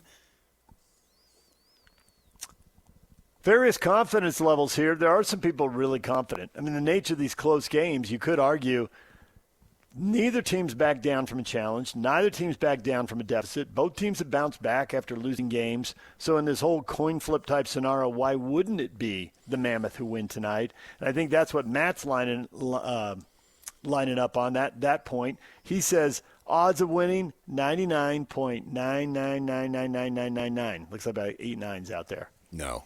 And Brandon is 110% confident. Can't be. You want to go Sam, 80%? There's no such thing as 110%. That's true. There isn't. They do not have a 110% chance to win the game. 100% is it. Byron Scott used to say that all the time. Everything else is an expression. You got to give 110%. I wanted to take him off the side and say, Byron, you can't do that. You can have your investments grow or what have you, but you can't give 110%. He'd always say that. Got to give 110%. No. He wouldn't do that. You can't do that. Give the max. That's 100. I don't believe they have a 99, whatever extended nines you want to go for as far as that percentage. This series has been unpredictable in its predictableness or predictability. The series was tied 1-1. The series was tied 2-2. The last game was tied 1-1, 2-2, 3-3, 4-4. Seems like they're pretty even. Yeah, and then the games, down 3-0, I thought they were left for dead. Yep. I thought it was over. I thought they were going to pound them. And that it was over. Vegas, all right, you asserted yourself. No. Even in that was a game, they lost that game, right? They did. That was game 4. That was an incredible comeback that presents a foundation upon which can be built. That's what I'm talking about. That you lost the game. Ultimately, the literal reason for playing it was not achieved, but still, where they are, that was valuable, and that was a foundational piece that a lot of stuff can be drawn upon from. Absolutely, man. So in the big picture, it's something that you can gain. And you lost the game, and so, it doesn't have the same feel. But the fact that they had to do all the things that they needed to do, that should provide all sorts of confidence. I mean, you hear it in the Bear in Torney's conversation or his post-game comments. He seems to be very positive about what he's saying. We're happy with the way we played. He said that the other night. And I think there's a lot of truth to what he's saying. I don't think he's trying to send a message completely. I mean, he probably is to a degree, but I think he's got a foundation for what he's saying, because even in these losses, there has been a lot of positive. You can't ignore it. You don't want to just say moral victory. We understand that. No, any athlete, any coach at any level, the second they say it's a moral victory, you're going to just get lambasted. You can't do that. We understand. Even if you want to do that, you can't do that. But you can draw positives from defeat. Absolutely, you can. And especially this team, you're playing your guys, and they showed a lot of toughness mentally and physically to be able to come back from a 3-0 deficit. That says not only that, but take the lead. And then Vegas does what it does. That's why I think Vegas believes in itself collectively a little bit more than the Mammoth do right now, which is, I think, is going to be the difference. Mentally, I can see why you say that. Physically, their ability to score when they have the extra skater, whether it's in the penalty, power play, penalty kill situation, or whether it's been at the end of the games, pulling the goaltender, that's the difference. All these one-goal games, when Utah pulls their goalie, they give up the empty netter in game 1. But when Vegas pulls their guy in desperation in the last 2 minutes of game 5, they get the goal they need to go to overtime. And we've already covered the power play. Utah's at 7%, and that's not, 1 for 14 isn't good enough. They got to do better. So it's really small margins. But to your point, confidence, the experience confidence line we heard so much about through 5 games, it looks like it's playing out. Yeah. All right, DJ and PK. We'll leave that right there for now. We got much more hockey coming up later this morning. Cole Bagley is going to join us. Later in the show, we'll talk about Game 6 with him and all the little things that could change everything at 9:30. David Locke is coming up at 8:30. And, man, we're not even to the draft. We're not even to the draft lottery. And, PK, we're already hearing about the next draft and another Cougar at the top of that. Stay tuned for that. DJ and PK. It's 97.5, the KSL Sports Zone. They've been doing it for a while. This is Jake Scott and Ben Anderson. Contributor for NBA.com and HHQ Sports. She is Kristen Peak with us here on Jake and Ben. Give me a sense of how this draft stacks up against last year. I think this draft is different. I do think AJ Dybantsa is going to be the first one off the board. But then when you are 2, 3, and 4, and you're looking at either Darren Peterson, Cameron Boozer, or Caleb Wilson, you cannot go wrong. I don't care what sort of situation you're in. If you get one of those 4 players in this year's draft, that is a win. I don't care. You cannot convince me otherwise. And then 5 through 11, I'm calling it the point guard lottery because there are so many lead guards. Lead guards are really hard to come by, especially in a one-and-done sort of situation. So if you are looking for a lead guard, 8 is a perfectly fine place to find one. Catch Jake and Ben afternoons from 2 to 6 on 97.5, the KSL Sports Zone. It's never too early, PK. We're going to take them not one game at a time, not one draft at a time. We're going to take them 2 drafts at a time. There are mock NBA drafts showing up that have AJ Dybantsa going first this year, Bruce Branch going number 1 next year. Can you imagine 2 Cougars going number 1 in consecutive drafts? To which Aaron says, I can, and me love it. I can't. That would be no and no. You can't imagine it? No and no? And Bruce Branch, he's extending the olive branch. I've seen him on Twitter multiple times talking about how he loves being here and he just got here. This is crazy, man. I thought the brothers, they hated being around here. Something in the water in Provo? It's amazing that they love being around there. He's home. He's come home. This is awesome, man. Jason says, how much is Ryan paying him? I've been told $17 million. I've been told repeatedly Ryan is not the biggest basketball booster. He's the biggest name, and he's the most visible, but he's not writing the biggest check. Oh, well, that's even better then. He's also restricted as an NBA owner. He's is it in the restricted area? Sure, the restricted area. In terms of influencing such matters. He can't take a charge, nor is he going to charge these payments on his card. Yeah, but I mean, he can a wink, wink. Here, man. I got you covered in the organization. Get you a good job with the hockey team when you're done playing. Because that's what everybody craves. Tyler, though, is more to the point. Can you imagine 2 BYU players going number 1 in consecutive drafts? Nope. Yeah, me either. I did read a story yesterday that people should an unnamed former NBA executive, well, hey, come on, some retired dude, put your name on it. What does it matter? Anyway, it was that people ought to look at Peterson. He's taking a lot of heat for not playing 10 games and then sitting out, large portions, second halves and stuff of other games, but that if he is just protecting his body based on advice he's getting, and really, would that scenario be that different than the Ace Bagley scenario last year? I mean, it's a little different, granted, but it's not necessarily that different. You got this strategy that somebody else is, and now you got a teenager who isn't going to tell the adults no. And now, man, the image that was being put out there of Ace Bagley doesn't match what we watched over the course of a season or what his coach and teammates said they saw over the course of a season. It's night and day. It's totally different. Well, what if Peterson's totally different? And so the unnamed executive is going on about, Peterson is different. Now, you got to do your homework and find out what's going on, but he was very impressed. Although Dybantsa does seem to be consensus number 1 now. Yes, he does. That's what I've been saying. I'm not concerned about what happened if I feel like I've done my extensive research. Now, if I do my extensive research and it ends up showing that, hey, there is an issue, okay. But, I mean, we're gonna crack on Peterson here. And I watched the 76ers, and they've just pushed the Celtics to the limit. Mm-hmm. And arguably their best player, that would be Joel Embiid. He played 38 games in the regular season. 38 games. He played a college season. Yep, 41 is half, and he only got to 38. But if they beat the Celtics, Sixer fans will be so happy they won't complain. He's fragile. Put him in a glass case. Put the glass man in a glass case and bring him out in the playoffs and beat the Celtics.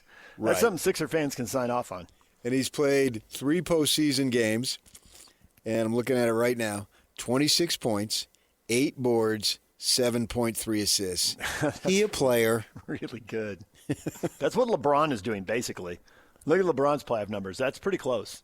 Right. Yeah. And he hasn't been hitting the 3. He's a 34% career shooter from 3, and he's shooting 12.5% so far in the 3 games. So he doesn't have that working for him.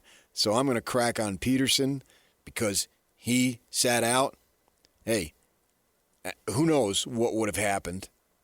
And I'm not saying it doesn't cause concern, but if he would have gone down and gotten hurt, all those people who are complaining, and I want to use a stronger word, would they fork up the money that he would lose out on? Probably not. So STFU. Now, if the Jazz and Austin Ainge knows this, is anything I tell him, he's not going to be surprised if they end up where it looks like they have the opportunity to draft him. Well, they better have researched it backwards and forwards 500 times. I read a story when this became an issue midseason, and the writer did, to the best of a writer's abilities, the kind of research an NBA team would do. Now, the writer isn't going to hire private detectives and all that kind of, but they did go talk to people who knew him from high school, who knew him from AAU ball, who'd known him for years, and right down the line, just one glowing quote after another. And even some, I don't know what's going on because that isn't this kid. That's not who I saw the last, 3, 4, 5 years, however long they'd interacted with him. And so that's the kind of stuff they got to do, and they got to dive deeper into what's going on at Kansas. And it'll be interesting to see what, Self and people on the staff are willing to say, especially the people they might have relationships with. You were talking about how, just as a beat writer, you developed relationships with people that you can still name today. You were doing that yesterday.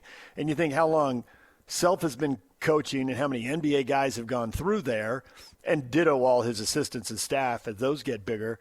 And I'm sure scouts know them. And what will they tell them quietly off to the side? Oh, yeah. Very intriguing. I dealt with that with Andrew Bogut. People trying to figure him out. He was a little bit of an enigma, quiet guy. And he had those migraines, right? And so there was someone who was going around bad-mouthing him, telling was it the Bucks? Is that where he got drafted first? telling him, don't take him. And then Bogut's current coach at the time was Ray Giacoletti. And Giacoletti told me multiple times, why is this guy constantly bad-mouthing him? What is going on here? I'm getting all this information, and it's not true. And I have to go work overtime to tell the Bucks that it's not true.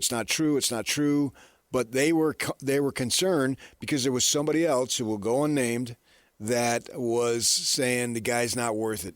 He's trouble. He's this. He's that. He's uncoachable. Blah blah blah blah blah.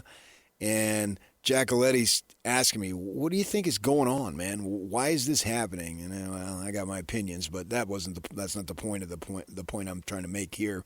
And so they had to overcome that, and Andrew had to overcome that because they go do all that type of stuff. Yep. And Giacoletti was upset. He felt like the kid was being treated poorly by somebody who knew him. And Ray and Andrew had established a relationship at that point, and Ray and I think he took him to the Sweet 16 that year, and away they went. And Bogut ended up going number one, and he wasn't a big time superstar, but he had at least a halfway decent career. So they got to do all that, and they'll do that with Dybantsa. They'll do that absolutely with Dybantsa. And if Bruce Branch comes out and shows that he's potentially the number one pick next year, then they'll do that too. I am so eager to see this Bruce Branch play. You're eager, not anxious. Well done there. That was well done. Well, I don't have it. I may have some form of anxiety down the road, but I don't think so. I'm just eager to see. And one of the things that I saw from KY's brother, Justin, and I thought I knew this. I really felt that this was going to be the case. Justin was talking about how they got the Wayland kid here. He's a local kid. Was it Timpview? Is that where he went, Yak? I went to Timpview. Yeah, and so now is he a senior? Yes, he'll be a redshirt senior. Yeah, and so Justin, who's in charge of all that stuff, was talking about their emphasis this year is going to be on veteran leadership, and I'm looking it up right now. And so their BYU TV Sports Nation has a quote from Jake. It says, I learned what it takes to prepare to win close games. And then Justin retweets that and says that veteran leadership was a major thing we wanted to add to next year's team. Absolutely, that's what they need. They didn't have it. You think about the inconsistency that they had off the bench last year, and all those kids, they're all young. Yep. And they had no foundation of, I can do this at this level. And now get a kid like Jake, who's been there, played for Clemson, and knows ACC's good, is a very good basketball league, and you're going to play in tight games and so forth. And so they needed that. And I felt like, okay, Kevin put together a flawed roster, but it was really, his first full time doing it. The year before, he didn't get the job until the middle of April, right? Yeah, he inherited a lot of guys. Yeah. A lot of guys' situation was already done. Yeah. And we talked about that with Alex. It's a similar deal. Your first year is hard, and I think it's even harder if you're coming from the NBA. I think it's difficult for Jacobson at Utah State, but at least he's a college guy moving to college, and even though he's behind, there's a little bit of time to try to make stuff happen. But if you're coming from the pros, you're way behind. Not till April. There's so many deals done at that point, and then it depends on what you're inheriting in your roster, how many guys are staying put.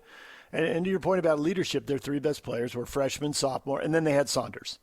But when they lose Saunders, now they need his leadership on the bench, but he can't actually get in a game, and you don't have him making a play and feeding off that energy. Right. I'm sure he contributed what he could, but he wasn't on the court playing. Right. It's better than nothing, but it's not the same. And a kid like Wayland now can draw upon that, and whatever role that Kevin Young is going to ask him to do, he knows he's going to play. He's going to get PT, and who cares if you start and all that stuff. It's are you playing? And so he'll be able to adapt to basically whatever situation that KY and his guys think that the kid should be in. And so that's what they need. And I knew that this was going to happen. I just felt like, okay, The reason I didn't want to crack on Kevin so much is because it was going through it the first time. And yeah, okay, in an extent, you didn't get the big return in terms of success with Dybantsa, but now you're going to set up Bruce Branch, and he's going to be in a better situation. It's hard for me to imagine he'll be a better player, but the situation should be better because they've learned from it all. And Kevin will probably say that. And so I expect and anticipate that they'll have a better basketball team in 2026 than they had this past season.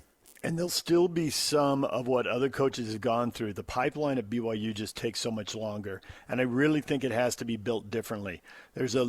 He can probably bring in a couple of freshmen, maybe one of them plays, and he can have maybe one or two projects, but kids don't really want to sit. So I think the new model is going to be recruiting the high school kids, but the recruiting message is you need to go to School X. And I think there'll be a handful of coaches and programs that they learn to trust. That's another thing they have to learn. I think obviously UVU is developing players. I think that's beyond discussion right now. That's just a fact. And so a place like UVU, and they will probably develop a few other schools and say, go play there. They may develop some, in Mountain West, Pac-12, Atlantic 10, where the competition, maybe they view it as a little better because they do, I think, like getting guys out of the ACC. I don't know how many guys they can send there. Time will tell. But they got to send guys with a message, go play for a year or two or three. We're going to keep watching you, and we'll bring you back. But we're going to bring you back when you can play. Yak says we're going to Rick real quick. What? Yak, we're going to the phones? This is old school. Let's do it. Hey, Rick. All right, I'll give you an example of shutting it down and being advised by an agent.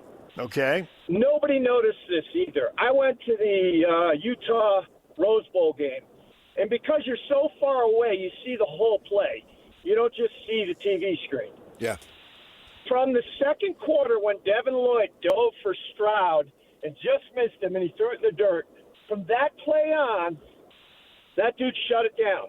And watching the film, you'll see him limping everywhere. And the reason they threw for 500 yards is because Devin Lloyd was 10 yards behind everybody. He would line up to blitz and never went after the quarterback. So I figured after the game, we're going to find out he was hurt. He's going to miss the combine. He didn't miss any of that. He just literally shut it down. And you guys can see video. If you watch video of it, you'll see him lower his head when he goes to run the whole second half. Nobody ever talked about that. That's the reason they got killed in the second half. Well, I think having a running back at corner, Ohio State finally recognized that. But that's an interesting point about Lloyd. I hadn't heard that before. Thanks for the call, Rick. All right. We've certainly seen guys skip the Rose Bowl. I mean, we can list that. I mean, that's become a thing now. And as a matter of fact, Ohio State had guys skip the Rose Bowl too. So they had first rounders. Yep. I wrote a piece on KSL that the Rose Bowl has been tainted and it ended up being in the top 10 in the entire year at KSL. And it wasn't because of me, although I am great. I don't want to deny myself that. It was the fact that a bunch of Ohio State people took it and had it for days. That somebody dare say that, but it was true. And I don't know about that Devin Lloyd situation. I'll be honest. I'd have to go back and check, and I might do that. But, yeah, and Devin Lloyd's a first-round pick, and he's still in the NFL today. All right, DJ and PK. That's PK just gave you a drop right there, too, Yak. You should feel free to grab that, his greatness on full display. But we like making fun coming of up, you. we got to talk a little more about Bruce Branch and the expectations there, the whole thought of back-to-back number one picks. We'll get to that. Stay with us. DJ and PK, it's 97.5, the KSL Sports Zone. David Locke coming up at 8:30. DJ and PK, it's 97.5, the KSL Sports Zone. We were brought to you in part by Next Gen Motors, and Scotty G and the coach, Tim Lacombe, will be at Next Gen Motors today from 10 to 2. It's Next Gen Motors' grand opening at their new location, 590 North State Street in Linden. All right, question we got up on our Facebook page. Can you imagine BYU having back-to-back number one draft picks in consecutive NBA drafts? We just spent the last second talking about Dybantsa. He does look like he's projected as number one. There is still a chance someone might go to Peterson. They dig into why he missed so many games or parts of so many games. His talent is number one worthy. We'll see if they overcome that. We find out next week who has the number one pick and which team will have to make that decision. But the thought of two players going back-to-back, that comes down to Bruce Branch. So he's committed to BYU, and if you look at mock drafts, PK, and I called up a couple of them when I saw you post this, and I NBA Draft Room, and they've got Bruce Branch at number 4, but NBA NBADraft.net has Bruce Branch at number 1. One of the comments here, even from the folks at NBA Draft Room who have him as number 4, a big-time talent who can score from inside and out. He has a silky smooth jumper and a great release. The sky is the limit. Reclassed to join the 2026 recruiting class.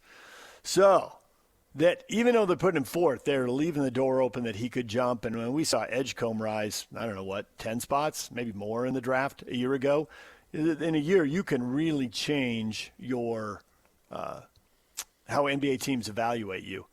I do find it interesting that of the top 4 players, actually the top 5 players in that mock draft, 4 of them are 6'7", 6'8". Jordan Smith Jr., who's going to Arkansas, is 6'2". So for the teams looking for size, this year there's a lot of smaller guards, and then there's a couple guys in Boozer and Dybantsa who are clearly much bigger, and even Peterson maybe has a little more size. Next year, a lot of those 6'7", 6'8" wing guys. I love 6'7" wing guys. They're my favorite. Long, lean, take massive strides, go to the hoop, defend, get deflections in the passing lanes, get out on the break. Oh, Sniggy, break it down for me, big guy. I was a little surprised, though, because we just heard so much made of Stokes, who's the number 1 recruit. Now, I get drafting a guy number 1 is different. I mean, they're just projecting in 1 year in college, what can he accomplish, whereas the pros are taking the longer view. Well, how's he going to develop over 5 or 10 years? Well, yeah. So it's a little apples and oranges. It's totally. Were you surprised to see Stokes? Not one? Nah, I don't know how they judge that. What I do know is that the pros, I trust in them a little bit more, even though there's no guarantees. There's no 100% slam dunk. Occasionally there might be an individual player, but the draft is full of crappy draft picks. I understand that. But I trust the NBA people in their evaluations more than I do in the others. I mean, Isaiah Collier was the number 1 player when he came out of high school, right? And he went 27th or whatever it is. And he's an NBA player, obviously, but he has flaws in his game. And those types of flaws show up the higher levels you move up, the more you're exposed in that way, right? So we understand all that. But it's just the opportunity to get this Bruce Branch in here. That's why getting Dybantsa literally could pay dividends for years to come. So to say, they didn't get the return on the investment of Dybantsa, it's so short-sighted because that we have no idea. It's like a teacher and that teacher's effect on a student. You may not know that for 15 years later when things are going, or a coach, a high school coach, a young boy or a girl going through something, and they can draw upon the lessons that they learned when they're like 25, 30, right? So there will not be an immediate return on the investment, but down the line, and that's what you're going to get potentially with Dybantsa. It's stupid to say, they went out in the first round, so all that money they paid him was wasted. Well, did they get Dybantsa? When they get him, does that open the door for a kid like Bruce Branch? Well, man, if it's good enough for A.J. Dybantsa, I need to check that place out. And here you go, Bruce. Talk to him. And especially you come on campus, and A.J. is already right there. You don't have to call him on a phone. You can go talk to him right there. You can talk to him in a facility and all that stuff, right? Because they always have players, sort of the lead what are they? I don't know what the word is that they use, but when host a kid on a recruiting visit, a host. There you go. Yeah, so they can do all that. That thing can just springboard and just have the domino effect for years to come. And maybe that's part of the deal there. And if you get that, you're going to get minimally, unless things go totally haywire. In KY's first 3 years, you're going to get 3 lottery picks. How about that? That's unreal. Yeah. That's a total change. Now, can they start, dare I say it, stacking lottery picks in the same draft class? Because we do see schools where, it was Arizona this year, Duke a year ago, where you're sitting on 2, 3, 4 pros at the same time in the same draft. Can they do that? It's hard to do that because they're probably going to all be freshmen.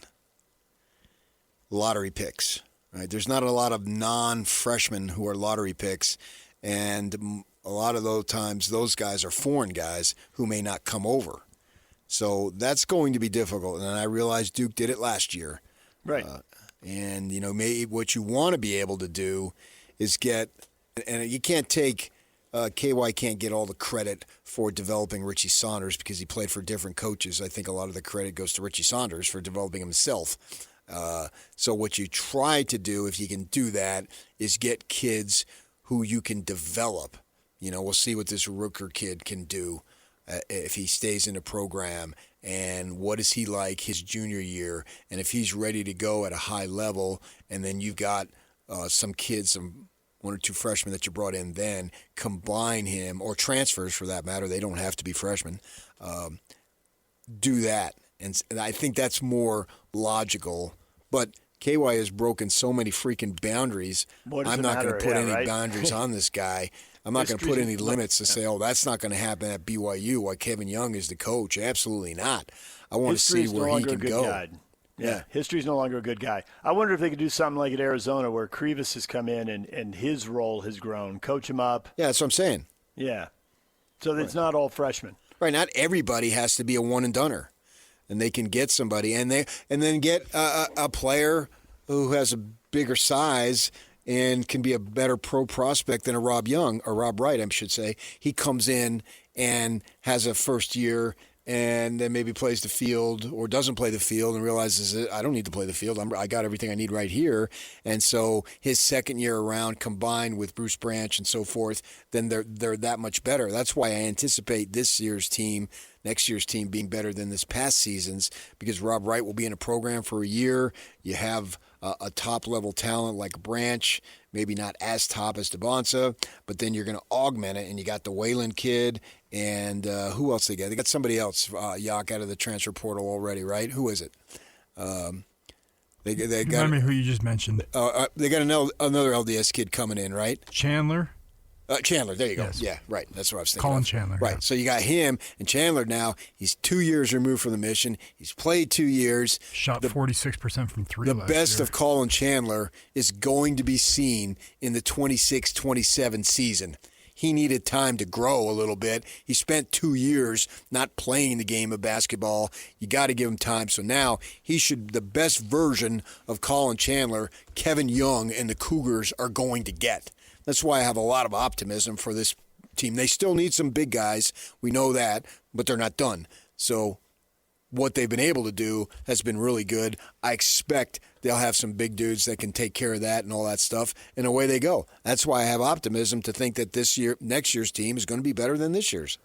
It'll be interesting to see as they have more chances to test this new world order and see what really works and what doesn't, if at some point they want to go away from the lottery picks, because those are expensive in the NIL world, and I assume there's a budget out there. Even though it's a big budget, there's still a budget and a line they can't go past. It's too enticing. You can't. Okay, but does it win, or are you better off? Yes, it does win. It does having win. A bunch of juniors who have experience and are late first or second round draft picks. No, you can't turn down top talent. It does win. I mean, you get in a one and done situation, so you may not literally win, but win it all. But it won. Duke won. They got to the Final Four. Arizona won. They got to the Final Four. Yep. Right? And Cole Pete's supposed to go off, and they knew when they recruited him. I'd heard about this kid for years, being from the Phoenix area, that this is what. So you got to go there. You got to make sure that there's a supplement of guys for and around him. I wouldn't pass on top talent, because there's no guarantee that, I pass on top talent because I'm going to spend my money better elsewhere and I'm going to get guys, I'd rather get someone who would be drafted 25th. I just don't see that. I don't see that logic. You go and try to get the best talent and fit the pieces together. That's what you have to have. It's not just completely the best talent. It's the pieces that work together. And that's what Kevin Young is figuring out and he figured it out on the fly, and now he's got a foundation to draw from. I really think the best days for Cougar basketball are ahead of him. DJ and PK, it's 97.5, the KSL Sports Zone. David Locke joins us next to talk draft and lessons learned from the NBA playoffs so far as the game continues to evolve. We will get to that with David Locke next. Stay with us. Pablo Mastroeni coming up at 9 o'clock. Cole Bagley joins us to talk NHL playoffs. Game 6, Mammoth and Golden Knights tonight. That's coming up at 9:30. DJ and PK, it's 97.5, the KSL Sports Zone. DJ and PK, it's 97.5, the KSL Sports Zone.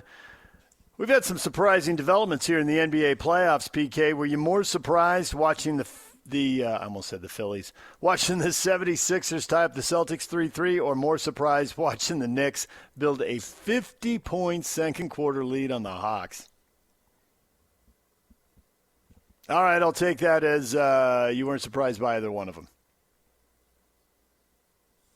Personally, I was more surprised by the 50-point margin. I have picked playoff series wrong before. I've been off base on that. So to see a little bit of a surprise here, to see the Sixers with Embiid back and healthy and playing really well. I mean, let's be honest, if he was playing really well, they wouldn't have been the 7th seed. But he only played 38 games. So that's the difference there. So that was surprising, but mildly surprising. To me, the bigger surprise was a 50-point second-quarter lead. I've never seen such a thing, PK, nor did I have any expectation I'd see it when I turned it on. All I could see when they took a shot of Quinn Snyder was me flashing back to Quinn sitting on the bench while the Clippers demolished the Jazz and won 4 straight. I don't know where he'd rank those on NBA playoff tortures, but they got to be 1-2 in his life. Did Quinn look skinny? Quinn always looks skinny. Well, then nothing's changed. That's my point. You more surprised by the 50-point margin or the Sixers tying that series 3-3? I think the Sixers with Embiid are an entirely different team. Right. Never would have been the 7th seed, wouldn't have been in this series in the first place if he'd played more than 38 games. Right. So a 50-point lead is in a playoff game, a closing playoff game. I mean, I thought the Knicks were the better team, right? Yeah. And so they were down 2-1, oh, panic city, nah. The better team usually wins in bad, not always, but usually in a 7-game series, or in this case it went 6, obviously. But a 50-point lead is just unheard of, man. And then they were just getting to the basket almost at will. And I didn't watch much of the third quarter, but I watched almost the entire first half, if not the entire first half, and it was just amazing to me to see that. It was kind of cool to see all the former Knicks there, too. One of my childhood heroes, Walt Frazier, John Starks, Patrick Ewing, sitting there at the game down there in Atlanta. So they got that going for them. I just didn't expect that, but it happened. What does that mean going forward? I'm not sure. If they would have won by 20, that would have been good enough. But Atlanta it was a record-setting night, and it was embarrassing for them. I mean, I don't have anything against Quinn Snyder by any stretch, not at all. I didn't deal with him a lot, but every time I did, he was good to me. So I felt bad for him because obviously they're not as bad as they showed. And now the Knicks await the Celtics or the Sixers. Well, yeah, and Jason Tatum had some issues there with, was it a calf, if I remember? What level of effectiveness is he going to have in Game 7 and availability? If it's not availability, I mean, that's nasty. So who knows? But if Embiid can do what he can do, and the other guys, and Paul George is playing, that's a pretty good starting lineup. DJ PK, and we're joined now by David Locke, radio voice of the Utah Jazz. David, good morning. Good morning. It's a Friday. I get to talk to 2 of my favorite people in the whole world, 2 of the most gifted. I've been very lucky in life. I've generally surrounded myself with amazing talent, incredibly smart people. It usually elevates yourself if you can be around smarter people than you. And there might not be a better example than getting to spend time with David James and Patrick Shanahan every Friday morning than just stealing a little bit of smarts from other people. And that's what this morning is about for me, each and every Friday, becoming a little smarter by being with 2 geniuses, David and Patrick. If only all that were true. 2 genii. Yeah, there you go. Thank you for the grammar, PK. Oh, really? I had no idea. Is that how it's supposed to work? I think I made that up. He just made it up. Nobody knows. Nobody cares either. It's like cactus. But yeah, whatever. Dictionary.com when the segment is done. You can check it out. David, I'm curious what you have learned from the first couple of weeks here of the NBA playoffs. What have you picked up on? Because playoff basketball is different than regular season basketball. The Jazz are trying to build a team that will succeed in the regular season so it can succeed in the playoffs. So what lessons should we have taken away? Defense is obviously vital. And, if you're not a two-way player, you're getting exposed both offensively or defensively. That's the same as every playoffs, where just the standard of performance is so much higher than you're so focused on what they're trying to do to you. If you have Atlanta was trying to get by with 2 or 3 non-shooters, and that obviously got ugly fast last night. I think that offensive rebounding is still really important. That was the big trend of the regular season, is that offensive rebounding was massively important. There's not a huge shot distribution difference going on here. It's not as though everyone likes to say, well, the mid-range becomes more important, and I think it probably does. But there actually isn't a big change going on here. The interesting kind of numerical thing that's taking place is the corner three, which was such a good shot in the regular season. I think teams shot about 38 or 39% on corner threes, is down to 35% and is actually going into last night's game this won't last, I don't think, but is lower than the above the break three at 35.1 versus 35.2. But that's a real change. So that's defensive rotations have got to be getting out to the corner. I think it's too big a sample size for it just to be kind of a weird shooting thing. But that one's really interesting. That tells me there's something going on defensively differently in the playoffs. In fact, if you really get in on the numbers so far in the playoffs, and we have played over half the playoff games at this point, you have to realize that. Like, there's 8 series right now, and there's only 7 left after this. So this will be half the playoff games. Is that the corner three shooting actually seems to be the number that kind of it all stems back to. Free throws are up. Offense is down. Offensive rebounds are up. Shooting is down. But shooting's really just down in the corners. Wow, there's a lot to digest there. Thank you for that.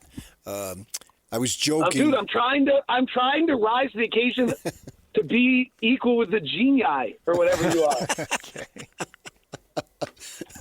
There you go. I was joking with Austin Ainge the other day, saying, I don't mind talking hockey, no problem, but I really want to talk playoff basketball. So could you make sure that you get a playoff team? He said, when, joking back and forth. Yeah, we're working on it. And clearly they've got a lot of options that they can do. How much from what the roster is right now to when we get to October, how much different do you think it'll look in terms of what's available now versus when camp starts in October? So I think we all find ourselves on a pendulum of reaction to these things, right?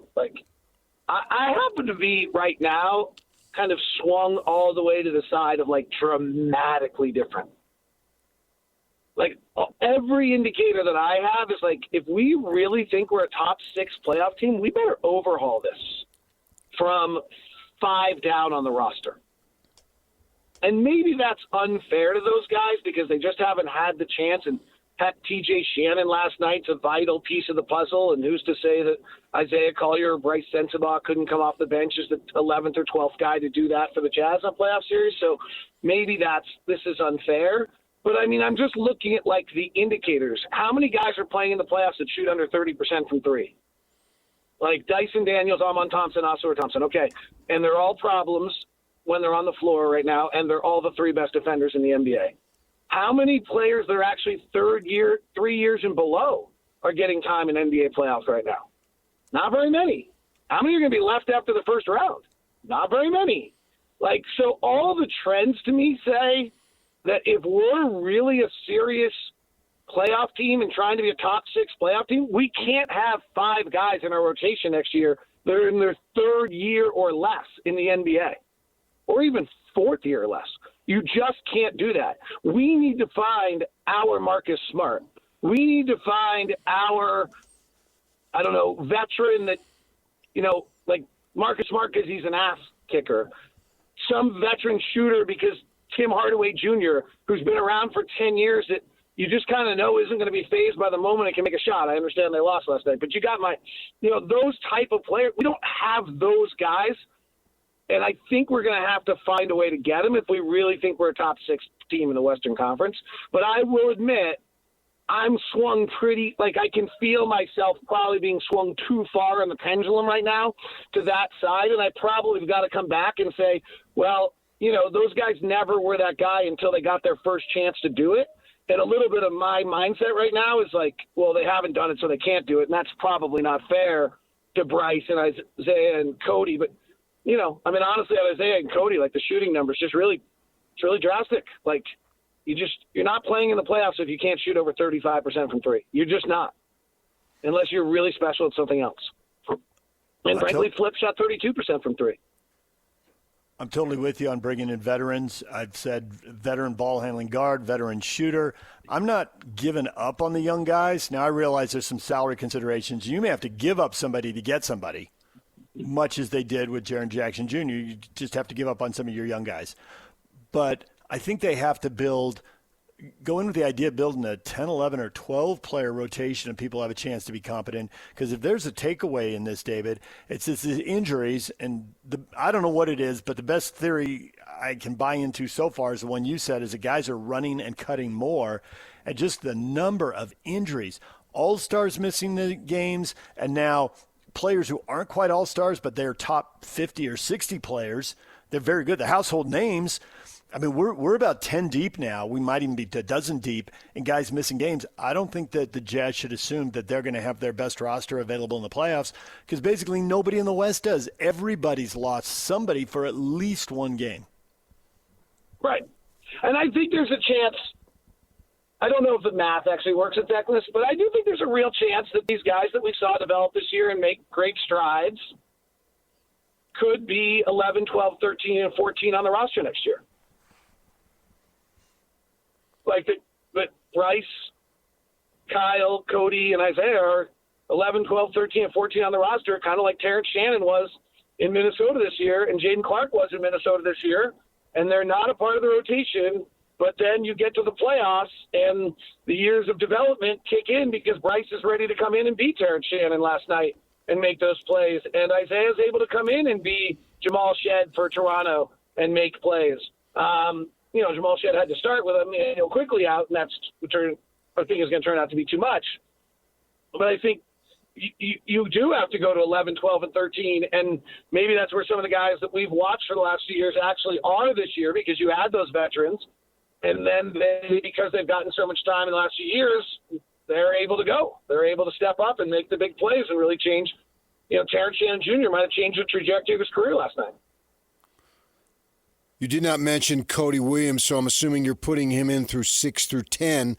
And who are the other guys then? Are they currently on the team? I meant to include him in 11 through. Okay. I thought I said Bryce, Cody, Kyle, Isaiah. Okay. All right. My bad.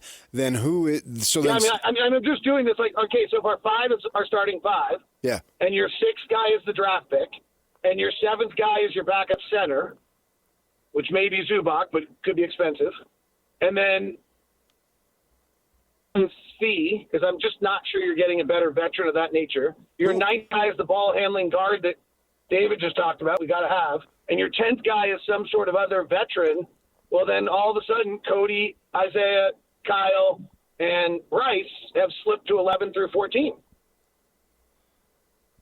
Okay, so then I don't know if the math will allow us to add that. 6 through 10 aren't on the roster then right now. Yeah, I think there's a real chance that 7 through 10 is not on the roster right now, and that's why Austin drafts 6 and has to go get 7, 8, 9, and 10 on this roster and figure out how the math works. Is how are we getting a backup center, and what are we willing to spend for that if Jaren's going to play some minutes and Walker's going to play most of them? And then how are we getting another ball-handling guard who can actually play and complement Keontae or be on the floor, as with Keontae in key moments, probably a guard that can finish games. And then, we just need some toughness, too. We need somebody who's going to be, we need somebody who's going to go get in somebody's grill. We just don't have that.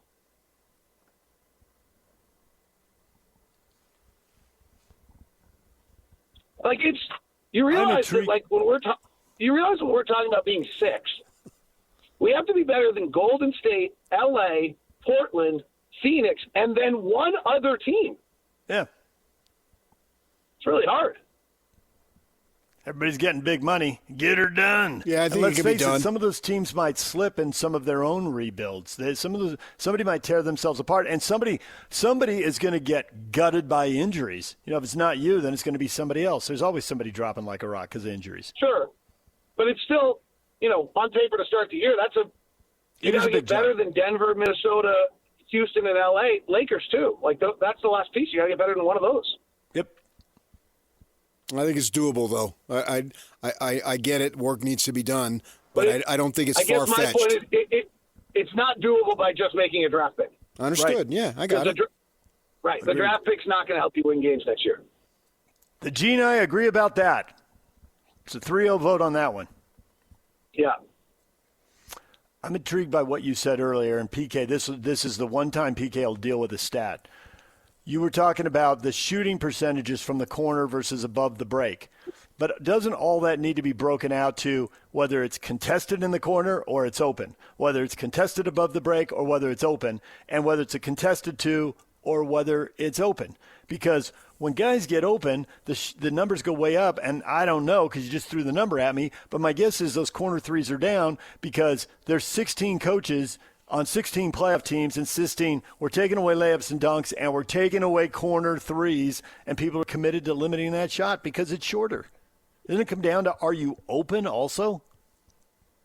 So probably. So then what would make the corner three less open would be that you're having better on-ball defense, that you're double teaming less and you're not in rotation as much defensively. Or that you're just firing out better to the corner than you do during the regular season. You're less likely to leave and help. You just stay put and take it away. Right. If they get a layup or dunk, there was a play last night. Doris was really good last night, where Rudy was driving and Spencer Jones, who's a rookie, rotated in and left Naz Reid or somebody open in the corner, and she's like, Rudy's not making a multiple dribble play. You cannot leave that corner guy. And I think like that was a rookie making a mistake, nonetheless a Stanford rookie, but still a rookie. And I think that's where, one, you have veterans out there that don't make those mistakes usually, and two, you're at a level of detail in the postseason that you're not in the regular season, where in the regular season maybe, I'm going to guess that was their coverage. Like, if someone's driving because Jokic is a bad rim defender, you're coming in and we're going to give up that corner three. In the playoffs, you're probably not doing that the same way, and so you're just defensively playing it a little differently. I think the biggest question I've taken from this playoff is, can you shoot a layup when the game's conceded in the final seconds? I just thought Jokic was mad all year. Like, I don't know what's going on in Denver or what's going on in his life or what he's going on. I just thought he was angry, sloppy, upset, joyless all year. I wonder why I liked him. That. Right, perfect. You're awesome. You're the best. That is genius at its greatest right there. That was my takeaway. And I think that, like, we forget these guys are human. Like, honestly, like, you had my biggest thing that I think is difficult for me as just someone who spends time in the league, and when I'm out and around in public and people are talking about these guys, it's like they're humans, and I think I know that because I'm with them all the time. Yeah, I just felt like there was something off with Jokic all year. I don't know if he didn't really like David Adelman, if he didn't like Jamal Murray, if he didn't like the weather in Denver, if something happened in Serbia and the opposite. Like, it could be anything. He's human, right? It could just be whatever. But he seemed joyless all year long, and even just the push on Jalen Wells late in the thing was over, and he was just angry. He went after him. Like, he seemed that way in games when we played him. The throwing down of, who was it? One of our players. Like, when just guys are in on his knees. Like, whatever's going on, there wasn't the same. It was brilliant. He got his numbers and did his stuff. He's a horrific rim defender. It's a real issue. But I just thought he was joyless all year long, and I thought that play was representative of, that somehow, the best player in the world was bothered by that. No, you should be bothered the fact that this team without any players is kicking your butt? I obviously have no idea, but just sitting here watching, I would guess that he knows they're not a championship team, and he knows they're not making championship decisions in the front office, and there's a coaching change. It's all falling apart, and he doesn't see it getting put back together, and he's frustrated because of it. That's just me with a clicker. What do I know? But there you go. Right. Yeah, and I sometimes, and I guess my point was there also could be 73 other things going on because he's a human being.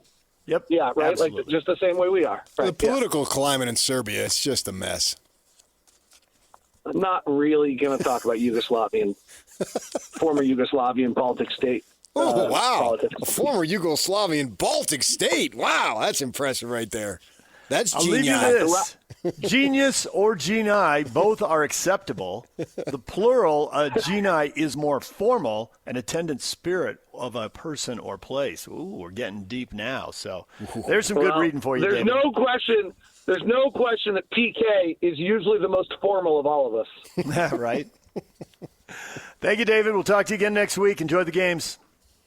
You guys are an inspiration to all. David Locke, radio voice of the Utah Jazz. Pablo Mastroeni, RSL head coach, trying to avoid a 3-game losing streak. He joins us at the top of the hour. I'll bet he'll say he's not even thinking about the streak, but we'll find out. We'll talk to him then. DJ and PK, stay with us. 3, 2, 1. This is Scotty G and Coach Tim LeCoq. The head coach of the University of Utah, Alex Jensen, kind enough to hang out with us. You know, I knew there's not any one person or one thing to blame, but the decline with the basketball at the University of Utah, I knew it had gone down. We played 4 top 10 teams at home, and we played Arizona was number 1 in the country, and the place was half full. And I remember walking out, and it was the first time I got pissed off because things had just slid, and it's everything. There's just a disconnect, I think, through the community. I can't count how many people that came up and said, yeah, we've had tickets, or we used to have tickets. You know, everybody remembers going to a camp when they were young, and they have memories of a game and stuff. It takes a while to build. The connection's been lost. And it doesn't help that the team changes as much as it does every year. I'd love to have the continuity, but that's just not with the rules the way they are now. That's not the world we live in. Catch Scotty G and Coach weekdays from 10 to 2, presented by Mountain Land Supply on 97.5, the KSL Sports Zone. DJ and PK, we just spoke with David Locke.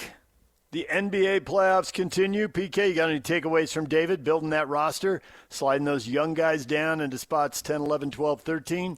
I'm with him with salary cap issues. I don't know that he can bring in all the roster spots that he's talking about. And I get why you'd want that, but I just don't know that that's going to be possible. So that the cost is of bringing these guys in.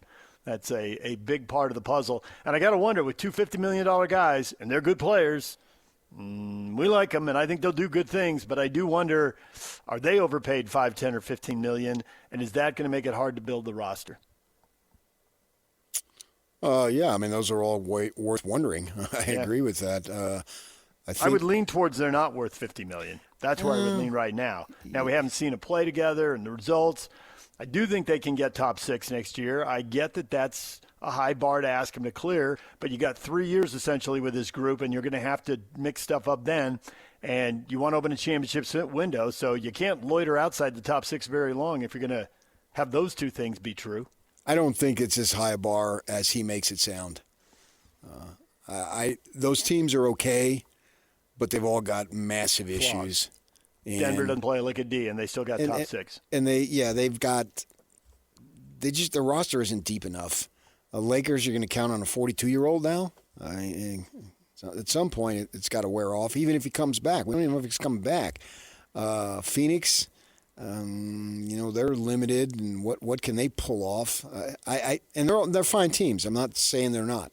Mm-hmm. I just think that the talent level of the Jazz is not that far away from those teams. And health factors into it, and the chemistry of the guys that they were able to build that is new to the Jazz.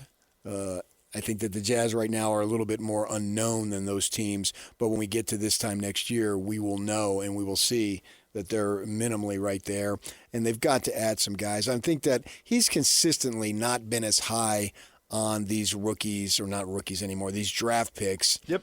That I am. I'm a little higher on those opportunities. And he kept talking about this kid from Minnesota, Shannon, And Finch was talking about after the game, well, I haven't used him right all year. I've had him in the corner. He needs to have the ball in his hands. Well, when you have Anthony Edwards, you're not going to have the ball in this other kid's hands. So let's see what these kids can do when they don't have to have so much of the burden that they've been forced to carry. Can they provide in spurts? Now, I do agree with him though that, and I think you do too, that they need guys. You want to add a couple guys that need to be added to this roster, and I think Austin understands that, and that's what they're about.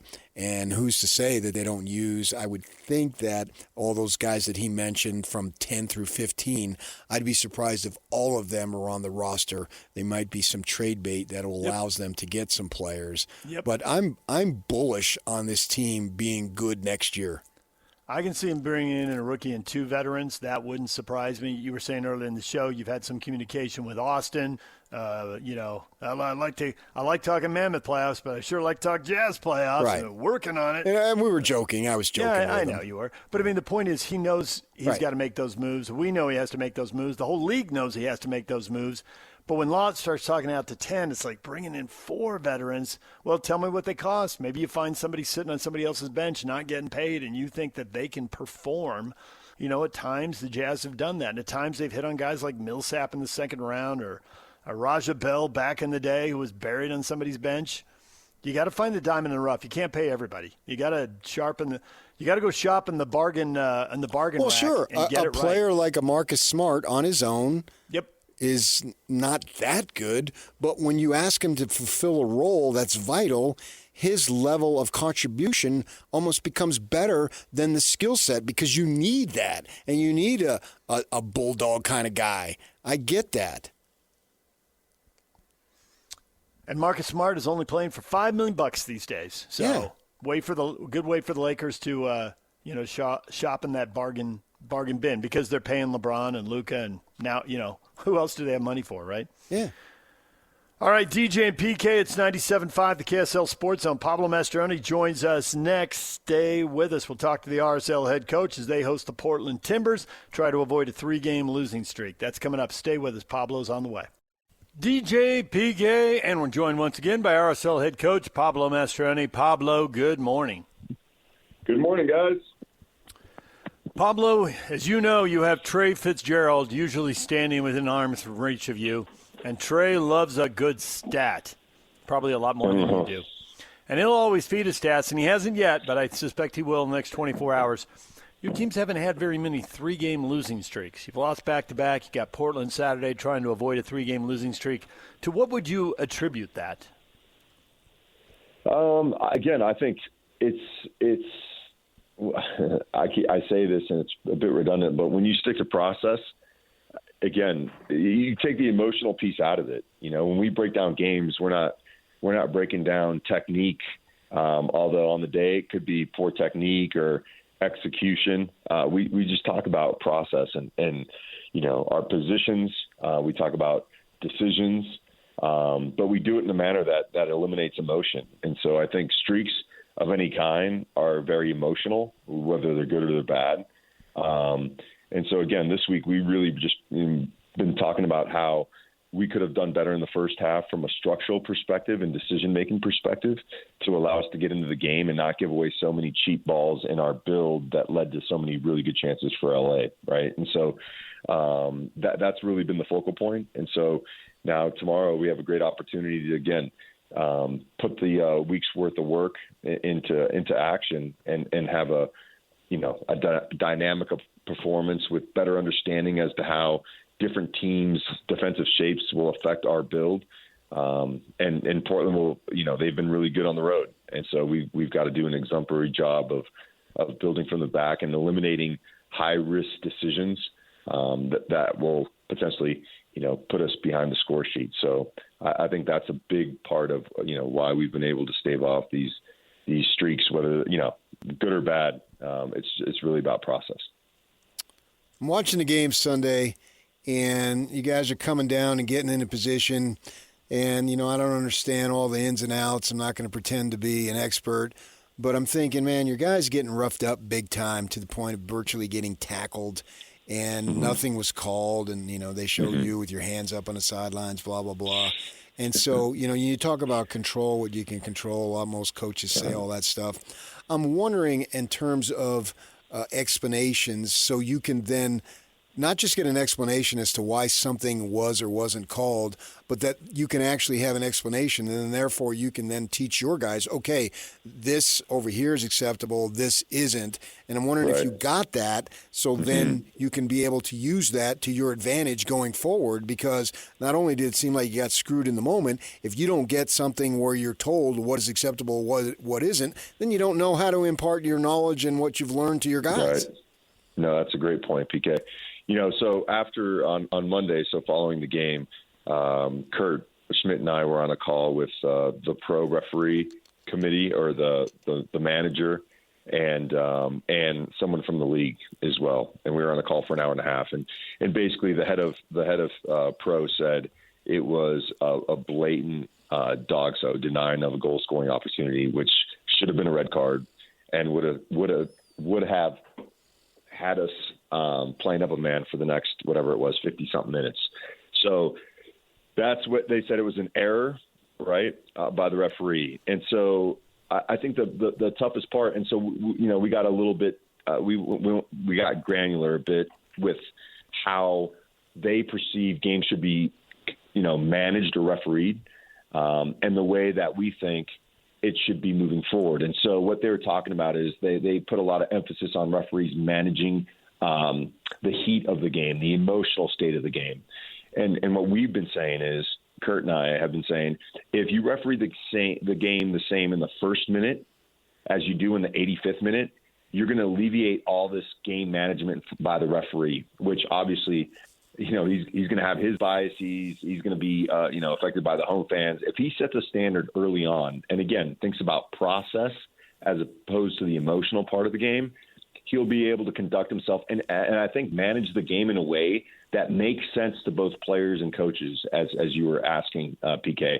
But if you're saying that a foul in the first minute and the same foul in the 60th minute are going to receive different types of treatment, well, then there's no way to ever find the middle ground here from a playing perspective and a coaching perspective. We can't move the needle from that regard, because what you're saying is dependent on the day and the referee and the heat of the game. These are all factors that are going to dictate whether that was a foul or that wasn't a foul, right? And so if we can be more consistent as referee crew from minute 1 to minute 90 and say, yeah, you pulled his shirt in the first minute, that's a yellow card. You pulled his shirt in the 90th minute, that's a yellow card. And so that, and you'll, as games start, I'll always say, like, if that's not a yellow card, then we can go through the back of someone later on in the game, and you're going to tell me that's not a yellow card. And he'll say, well, I can't tell you that, but more than likely. And so you're leaving all this subjectivity to it. And I think the best way to do it, to be objective and stay processed, is if someone pulls a shirt in the penalty box in the first corner kick, well, that's a PK. Yeah. Because it's going to happen in the 80th minute, and then you have to call all of those. And so you set a precedent with your decisions early on in the game that if they're not adhered to as the game goes on, that's where you start to get players and coaches losing their minds, because we don't know the goalposts keep moving on us, right. And it just becomes a thing of like, well, he just doesn't like us on the day, or there's very little objectivity, and that's what we're really screaming for moving forward. But they did acknowledge that it was a huge mistake, that it did define the game. We don't get any points for it.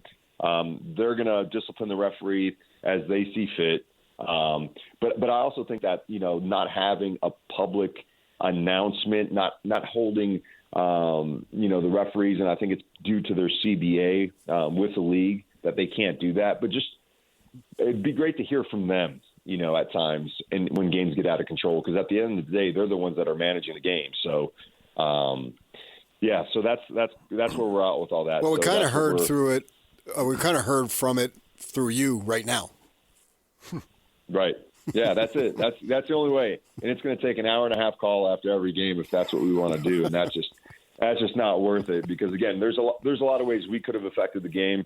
And that's what we focused on. But at the end of the day, these non-calls or calls that decide games, and there's another interesting stat. In the 6 years that I've been here, we've been the most penalized team in the league as far as we've been given the least amount of PKs awarded. Yeah. And we've also been penalized the third most in the league, which is, over 6 years, it's a pretty good sample size where, and so now they're going in to evaluate the amount of VAR decisions that have not gone our way or gone our way. And I think they're going to be quite surprised that the majority of those don't go in our favor as well. So there's something to it.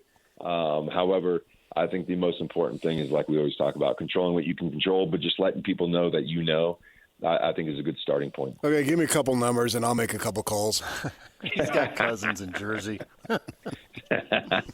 And speaking of New York, Pablo, you probably don't know this because you weren't here. I don't know if you were in Colorado or Houston at the time, but when Mike Petke was here, he flat out said, and I about fell off my chair, he said, "I can't believe it.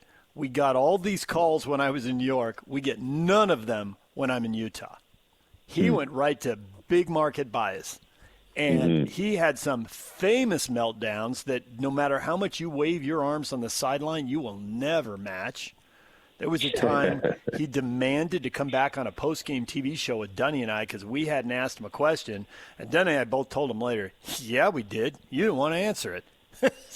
And he actually apologized the next day. He said, I was just so mad. And asked Trey about, "Hand him out, Trey," or pass him out. I can't remember now. Pass him out. They actually had the still frame of the moment the foul occurred. Yeah, he was beside himself. So this has been going on long before you. Don't take it personal. And for the fans, for the longtime fans, this is all baked into their DNA because this goes back to the Utah Jazz and the Chicago Bulls in '98 in their minds. So Right.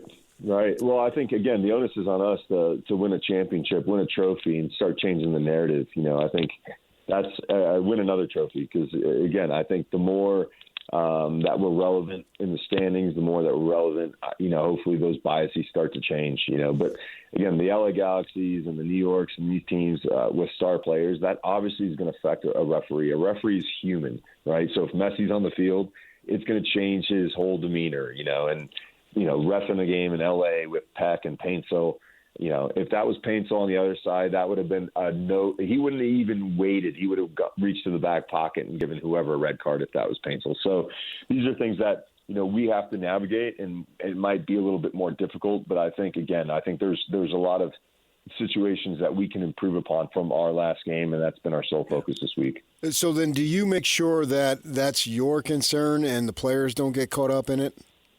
Yeah, that's basically it. I think acknowledging that the referee made a mistake. I'll say that to the players, but I'll say here as we do this recap, here's quite a few other areas where we need to continue to tighten up to be a top team in this league. So I think it's one acknowledging that they messed up, so it's not solely on us as a group, but now let's control what we can, and these are the areas we need to continue to work on. When you're in league meetings, whether it's all the coaches, all the general manager, chief soccer officers, or all the owners, and this kind of topic has to come up at some point. There's a lot of other business to take care of. But it seems to me like the discussion ought to go, and this is where I think everybody should just copy the NFL because they've got this stuff down cold. They've figured it all out. That all of these jersey pulls, all of these, when in doubt, it's a foul. And defensive people in the NFL will tell you, every rule is against the defense, every call, because they want more offense. They tweak the rule book, and every shirt pull on a corner should be called, and that will stop the shirt pulling, and that enables the players with the real skill to show it. You wouldn't want some hack like me coming out and just hanging on for dear life, and then there are no goals scored. That doesn't make any sense when you're trying to build an entertainment product, which this is. Why not let the best players play? Why let people tackle people and kick people? And why let them flop around on the ground for that matter? That's not fun to watch. Red card them, and no one will roll around on the ground anymore. So that's exactly what we talked about is I think in being worried about an effect without actually taking action. So, for example, the 10-second rule of substitution, like no one liked that rule. Like all the players want to just like you're wasting time. So from a game management perspective, it's not a good rule because you can't kill the clock like you used to be able to. However, there's a consequence to it. So therefore, like the other game, I think Serge Solon's didn't come out in 10 seconds, and so we had to wait 2 minutes or a minute, I think it was, for the next player to come in, and so there's consequence. So then what do we do? So the next day is like, guys, don't forget substitutions. I know we talked about this in preseason, but substitutions, you got to come off in 10 seconds, right? So then we are forced to change our behaviors as coaches and players, right? But the rule has done something really good, which is speed up the game and not allow these teams to waste time in this regard. So the same thing could be said about shirt pulling. But the one thing, DJ, is like now you've got to call it every time. Yep. Because now it can't be. So then pretty soon there's no one ever touching a jersey. And you'll go back and look at games in like 2025 and be like, you believe we used to touch jerseys? We used to be able to pull jerseys back. So you're just changing behavior. And I think all these rules would do that, but you got to hold the standard, and it can't. There can't be any biases. And there's some that are going to be a little bit gray. But when you have a handful of jersey, that's not gray, right? It's black and white. So I agree with you. I think all these rules that we want to implement, we have to implement it and not fear consequences. That, if we do that, then this may happen. We'll do it and then figure it out. Don't just assume that something's going to happen as a byproduct of something that hasn't even been tested yet. And every season, I'm sure you know this, you can speak to it, losing streaks happen, tough times happen. It's very rarely that somebody or some team or whatever goes through unscathed.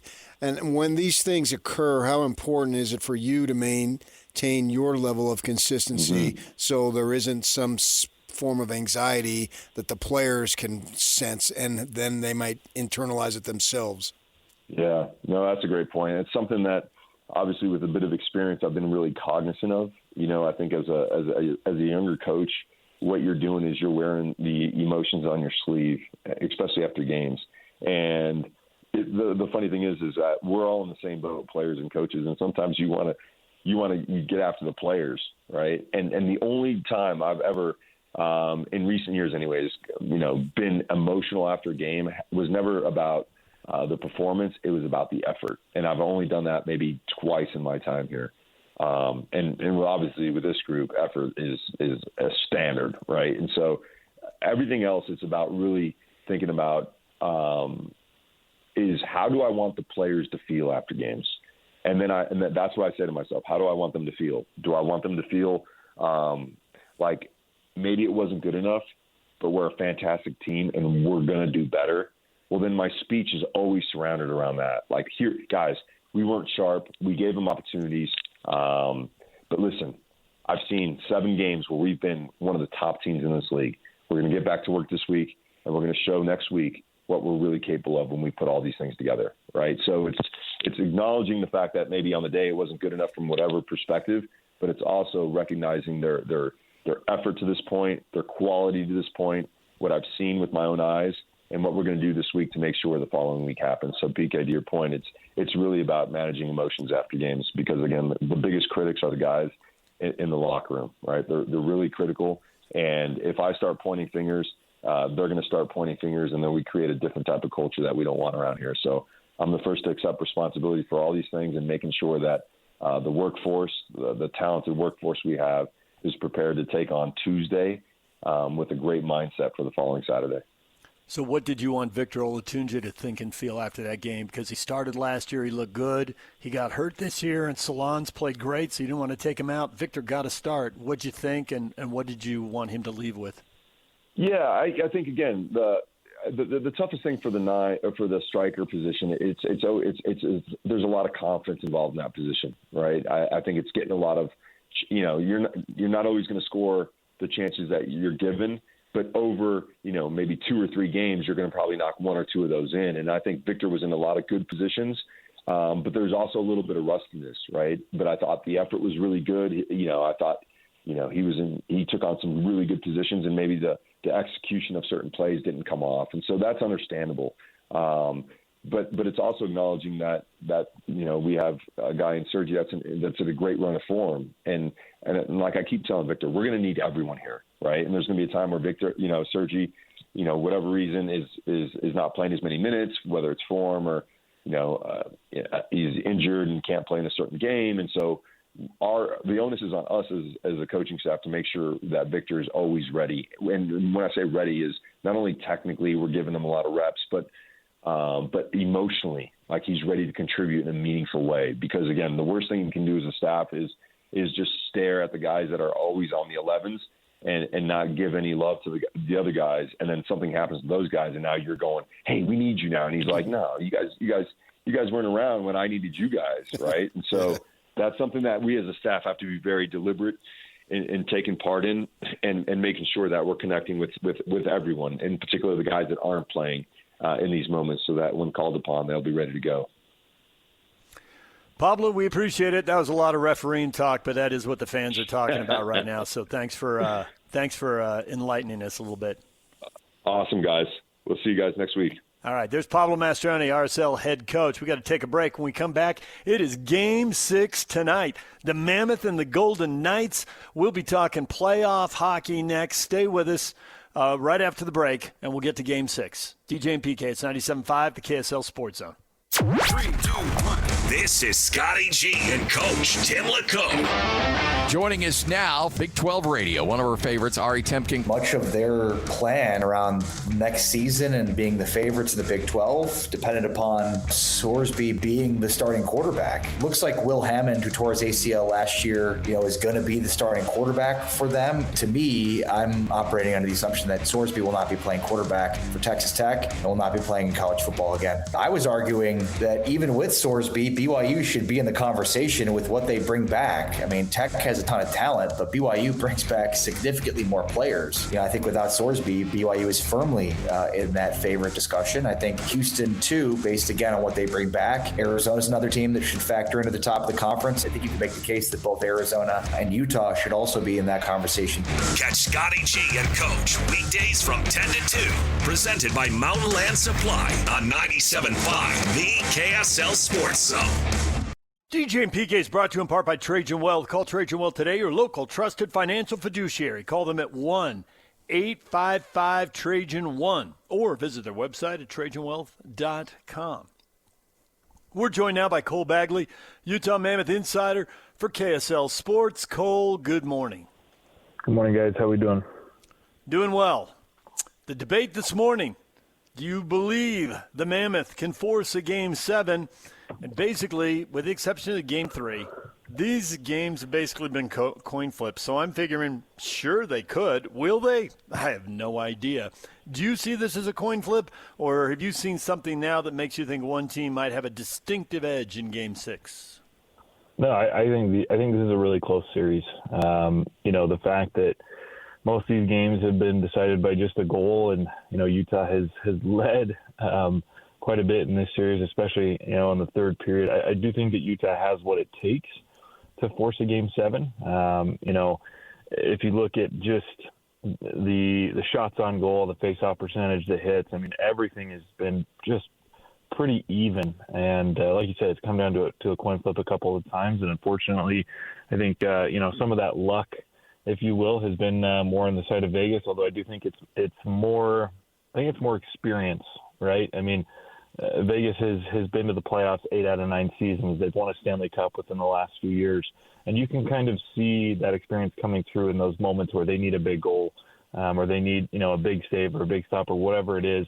They've been able to get those while Utah just hasn't quite been able to, to close some of these games out. But, after, kind of a longer answer, I do think that Utah has the ability to force a Game 7, but like I'm just not sure if they'll get it done or not.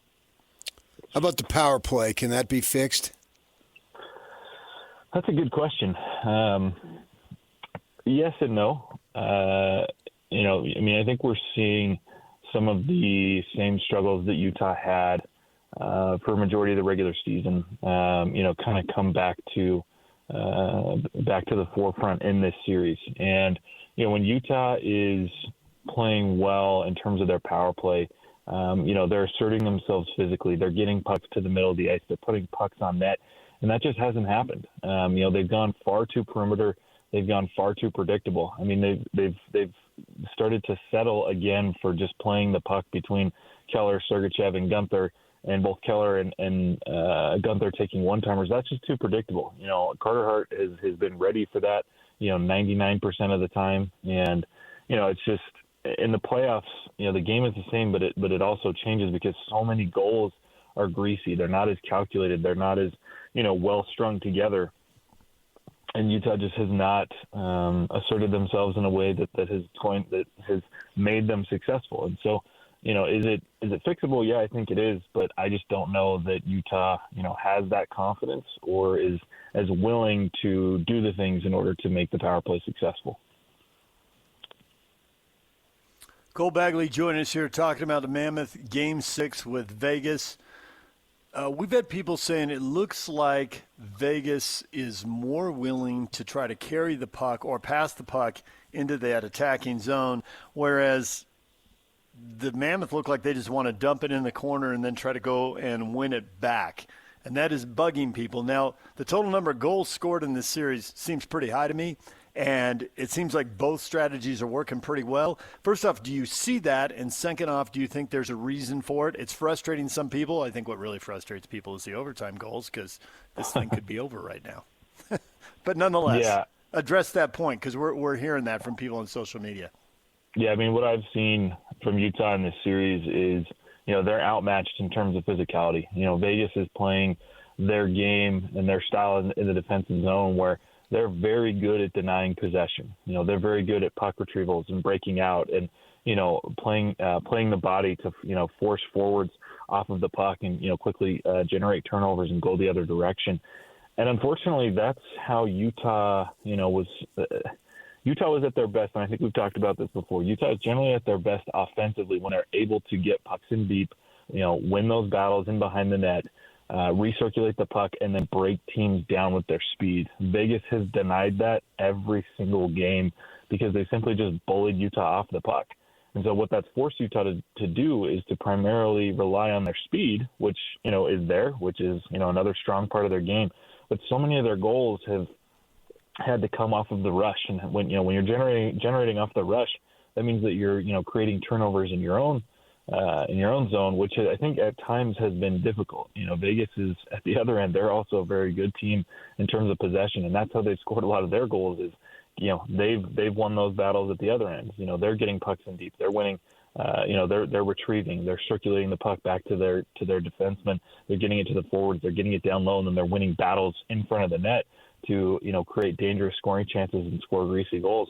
And so for Utah, I think, when we talked to head coach Andre Tourny the other day, he said there's not really any more surprises in this series. When you get 5-6 games deep, what to expect from the other team. And kind of, the way that the series has gone is the way that they, kind of expect it to go moving forward. And so, it's this battle of can Utah thrive and win hockey games simply by generating off the rush because that possession just hasn't been there. And, as we've seen Vegas, and like I said before, that experience I think has been kind of the X factor for Vegas because it has been a pretty even series. But, when Vegas has needed a big goal, they've been able to go to work to, thrive in terms of what their offensive approach is and score goals at times, in big moments and help them get wins. So, for Utah, they have to just continue to utilize their speed and I think hope that, enough opportunities present themselves and, bury those chances.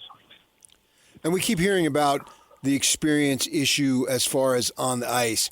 But I'm wondering what you think as far as the perspective of the management and the executives, as they've been able to watch this, to figure out what they need to do to make the team better.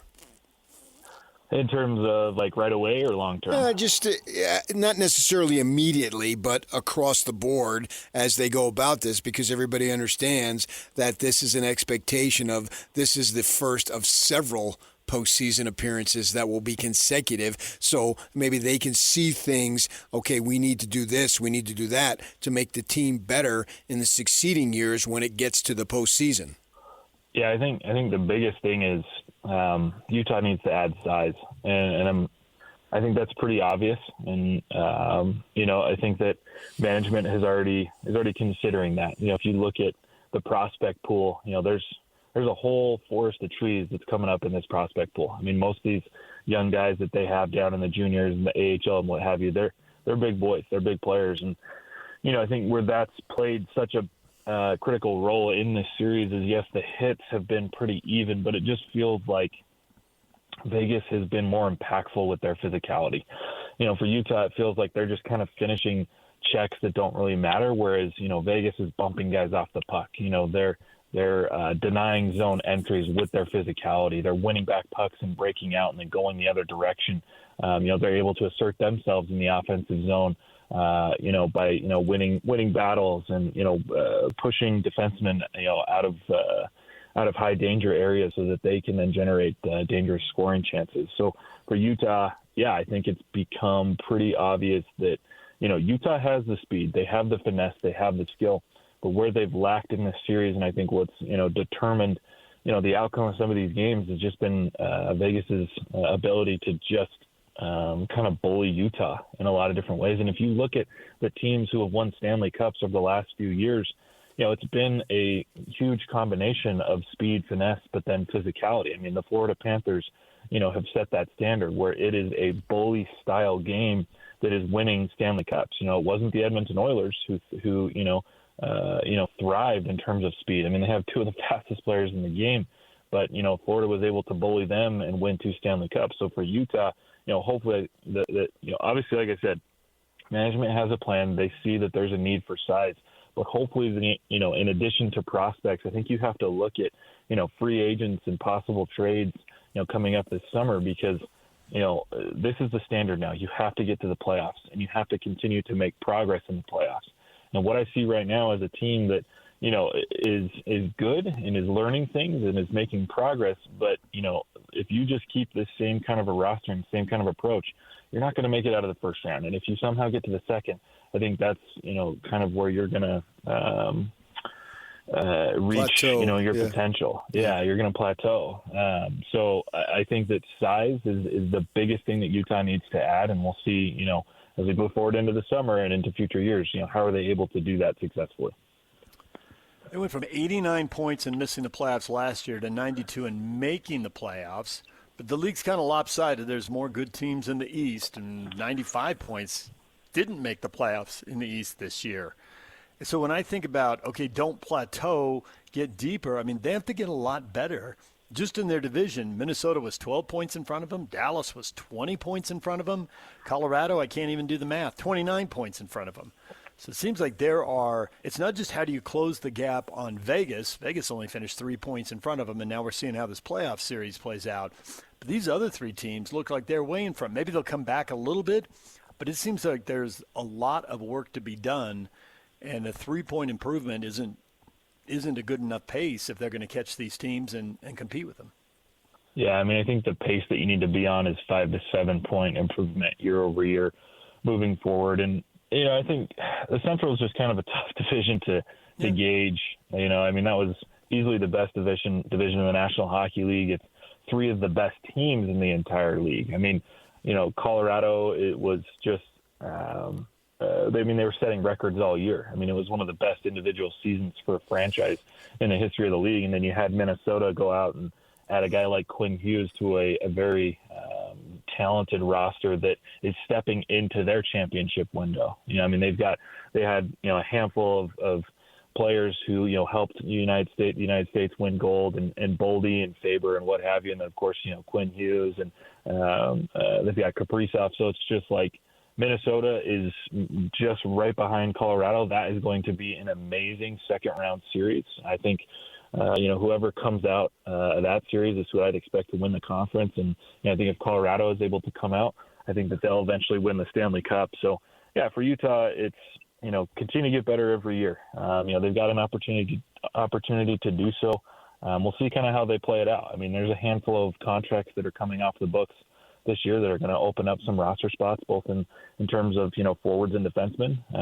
But, for Utah, it's a balancing act because they have this really deep prospect pool, but how do you go about that in terms of a strategy? Because you don't want to take steps back. You don't want to open up roster spots and bring in young kids and then, all of a sudden next year you're missing the playoffs because, you prioritize, adding youth as opposed to adding the right players or, veteran players or going out and, adding guys in free agency. So, I think right now is probably the toughest stage of the rebuild for Bill Armstrong because, he's hit on some draft picks, the Logan Cooley's, the Dylan Gunthers. He's got some veterans that are coming into their prime like Nick Schmaltz and Clayton Keller, and then he's got a deep prospect pool. Plus, he has a whole bunch of money to spend and opportunity to acquire free agents. So it's about creating the right recipe, to not only continue to make progress, but to set this team up to step into a championship window here in a couple of years. Cole, we appreciate the time. Enjoyed Game 6 tonight, and we'll see if we get a Game 7 Sunday. All right, thanks, guys. All right, there's Cole Bagley. DJ and PK, we're coming back with your feedback next. You've got a lot to say about this show, about the hockey game tonight, about the thought of BYU maybe having back-to-back number one picks. Could that be possible? We'll get to that coming up. Stay with us. Time for your feedback. Mock NBA drafts have A.J. Dybantsa going first this year and Bruce Branch the same next year. Can you ever imagine two BYU players going number one in consecutive drafts? Shades McGee says, well, I haven't seen any drafts with Branch going first next year, ... question mark. Well, I have. Yeah, I have too, so I just clipped it and posted the NBAdraft.net. Now, these drafts are 13 months away, and players have been playing a full season of college basketball or in some cases overseas, so there's plenty of time for them to change. I checked another website that had him fourth. The point is he's in the elite group. Whether he's number one or not, let's see how he plays next year. But he is absolutely in the mix. He's 1 in one draft and 4 in another. In the comments, when the one where he's picked fourth, there just couldn't be more sunshine. Good grief. So he is so good that Red Auerbach is going to draft him this year and then sign him next year. Now you're talking. Thank you, Larry Legend. Big 12 runner-up champs at True Blue BYU 1984. Captain Jack Sparrow meme. There's Johnny Depp.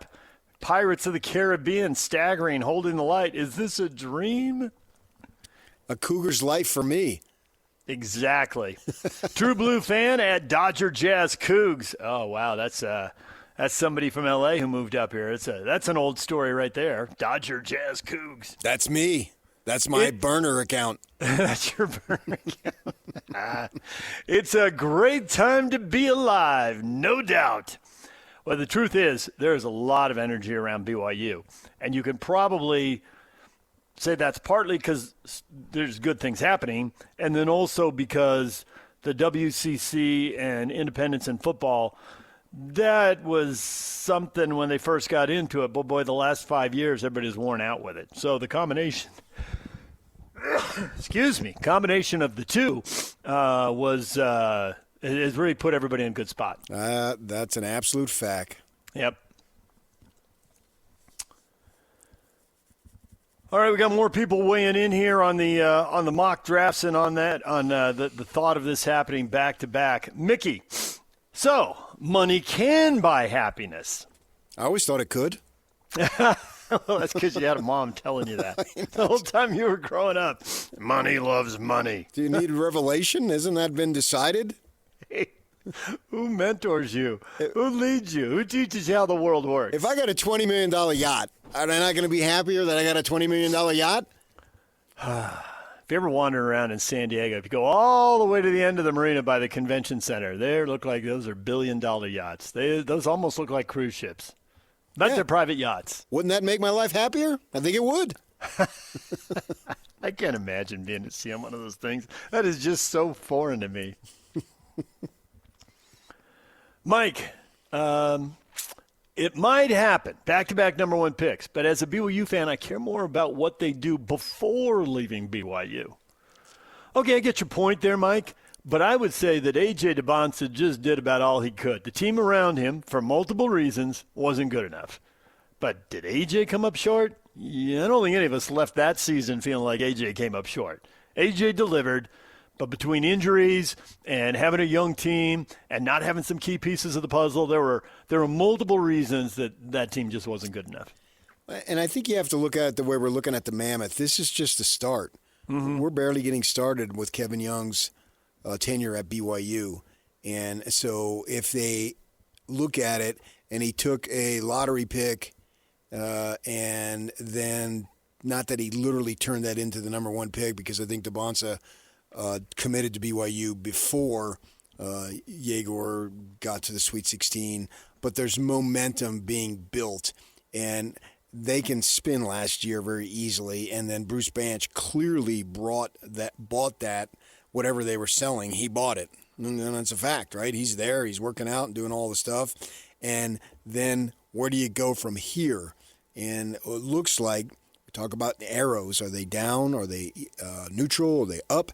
Well, this one is up. And where do you go from here? If you get a kid like Yegor who had a great experience and loves to talk about it in multiple languages, and you got Dybantsa, who has been a salesman for BYU, and I don't know how the Branch thing is going to play out, but I do know how the other two played out, and if it equates that, what we saw, then you got a third kid who's not a Latter-day Saint, not from the area, but coming here, having a great time, loving I don't know what his personality is going to be in terms of Dybantsa interacting, going to the women's game in some other tournament that they had, not the NIT, whatever, the BIT or whatever it was called, and high-fiving the young ladies as they're coming off the floor after winning the game.